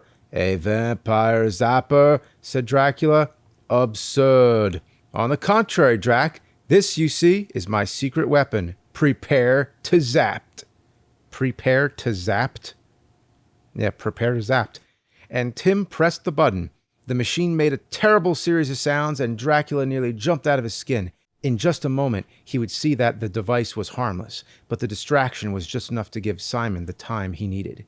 Thwack! Dracula gasped. He looked down. Where there had once been only his suit and a clean white shirt, there was now a wooden stake sticking out. "But," he gasped, "but I threw the stake away," said Dracula as he weaved dizzily back and forth. "I had an extra," said Simon. The hero tossed the oil onto the Count, and he lit a match. "Well," said Tim Bradley, "so much for Dracula. He certainly did pop off to his home dimension spectacularly, didn't he?" "Yes," said Linda Entwistle. She leaned into Simon Belmont's big chest, nuzzling. "And he didn't look very happy about it, but I'm certainly glad to be at home, especially now that I've got this." She held up her hand. On her ring finger, in a setting of gold, was the very diamond that Simon had picked up along the way of the quest. It will be nice to have a husband, especially a hero husband, but I suspect that husbands are much the same, hero or no hero. Simon looked a little puzzled, but happy. Tim could only laugh. They were sitting outside the inn now. It was a beautiful day. As soon as they had cast Dracula back to the dimension of monsters, all the clouds and the storm signs had blown away and the sun had come out, beautiful and golden. With the help of a little magic, the heroes and the heroine had returned to their hometown, where there was a great fanfare and celebration to meet them. "I brought something for you, Tim," said Linda Entwistle, "something from the dimension where I was imprisoned that they don't have here, but that I know you like." She pulled out a large bar of rich brown milk chocolate. Tim could feel himself about to drool at the very sight of this piece of deliciousness. Boy, he wanted to just take it in his mouth and chew it up and let the wonderful gooey stuff slide down his throat and... Wait a minute. No, he didn't. Well, maybe he did, but now he realized that he had something far more wonderful than just a love for chocolate. He had control. He had a choice. "Thanks, Linda. That's very nice of you, but I think I'll pass for now." She smiled prettily at him. "Okay, I understand. I'm not really trying to tempt you, Tim. No, I realize that. It's just that it's nice to be able to say no." "Well, Linda," said Simon, "I suppose it's about time for you to help Tim here get back home." Home! The whole concept was different to Tim Bradley now. These past 2.5 days in Castlevania had changed him so much that he really didn't think of home in the same way anymore. "Hey," he said, "what's the hurry? Just let me stay here for a little while longer. I mean, I'm just getting to know you guys, and I've not really gotten to know the real Castlevania either, the sunny, happy Castlevania." Linda shook her head sadly. "I'm afraid, Tim, that already your presence here is creating a wrong vibration in both Castlevania and on Earth. We'd like you to stay, Tim, but for everyone's sake, it's best that you go." Simon looked very troubled. "I shall miss you, Tim. You have been a good friend." Tim nodded. He'd missed the big guy, too. They shook hands.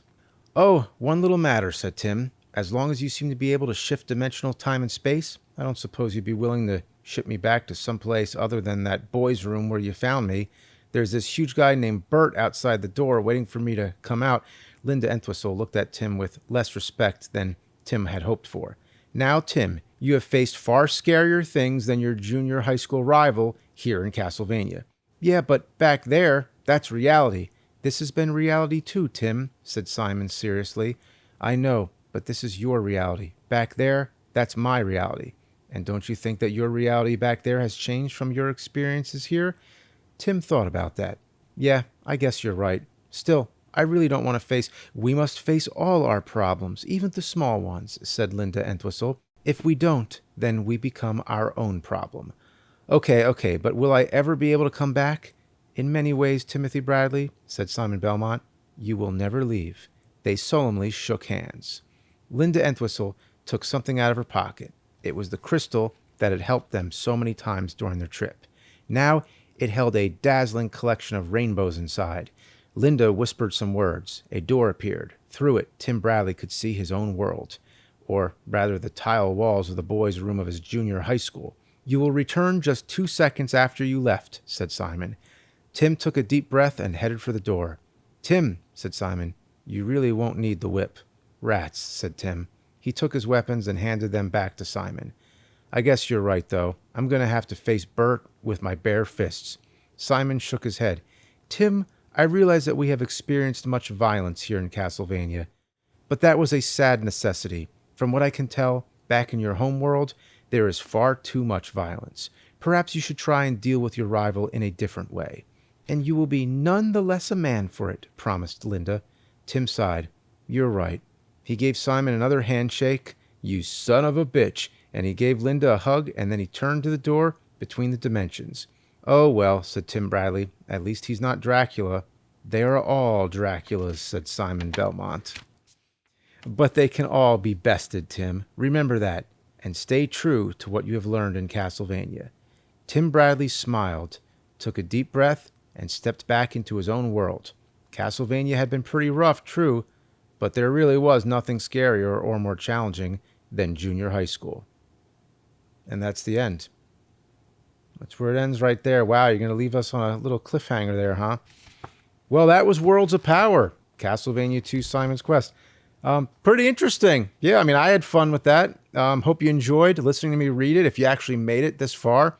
Also, I'd point out at the end here on the last page, it says, Dear reader, I hope you liked reading Castlevania II Simon's Quest. Here's a list of some other books that I thought you might like. Now, of course, you've seen that this is part of a collection of all these Worlds of Power, like little novelizations of Nintendo games. But the ones that it's suggesting here are actually like regular books. A lot of these classics, like The Black Cauldron, then Dr. Jekyll and Mr. Hyde, which is not a Worlds of Power Dr. Jekyll and Mr. Hyde. It is the actual book by Robert Louis Stevenson. That's what it's suggesting here. 8 Tales of Terror by Edgar Allan Poe. The Eyes of the Dragon by Stephen King. The Hobbit by Tolkien. And then on the final page, there's actually a one of those like mail-in things. So apparently, if you fill this out and send it to, where do you send it? Okay, a P.O. box in New York. What's the deadline? Did we miss it? Yeah, entries must be postmarked by November 5th, 1990. Damn, we missed it. Yeah, we missed it by about 25 years. But the prize, though, it's a giveaway to win a Game Boy. Yeah, grand prize, a Nintendo Game Boy compact video game system. There's 10 grand prize winners, so they're giving away 10 Game Boys. They gave away 10 Game Boys. Second prize, a cool video game carrying case.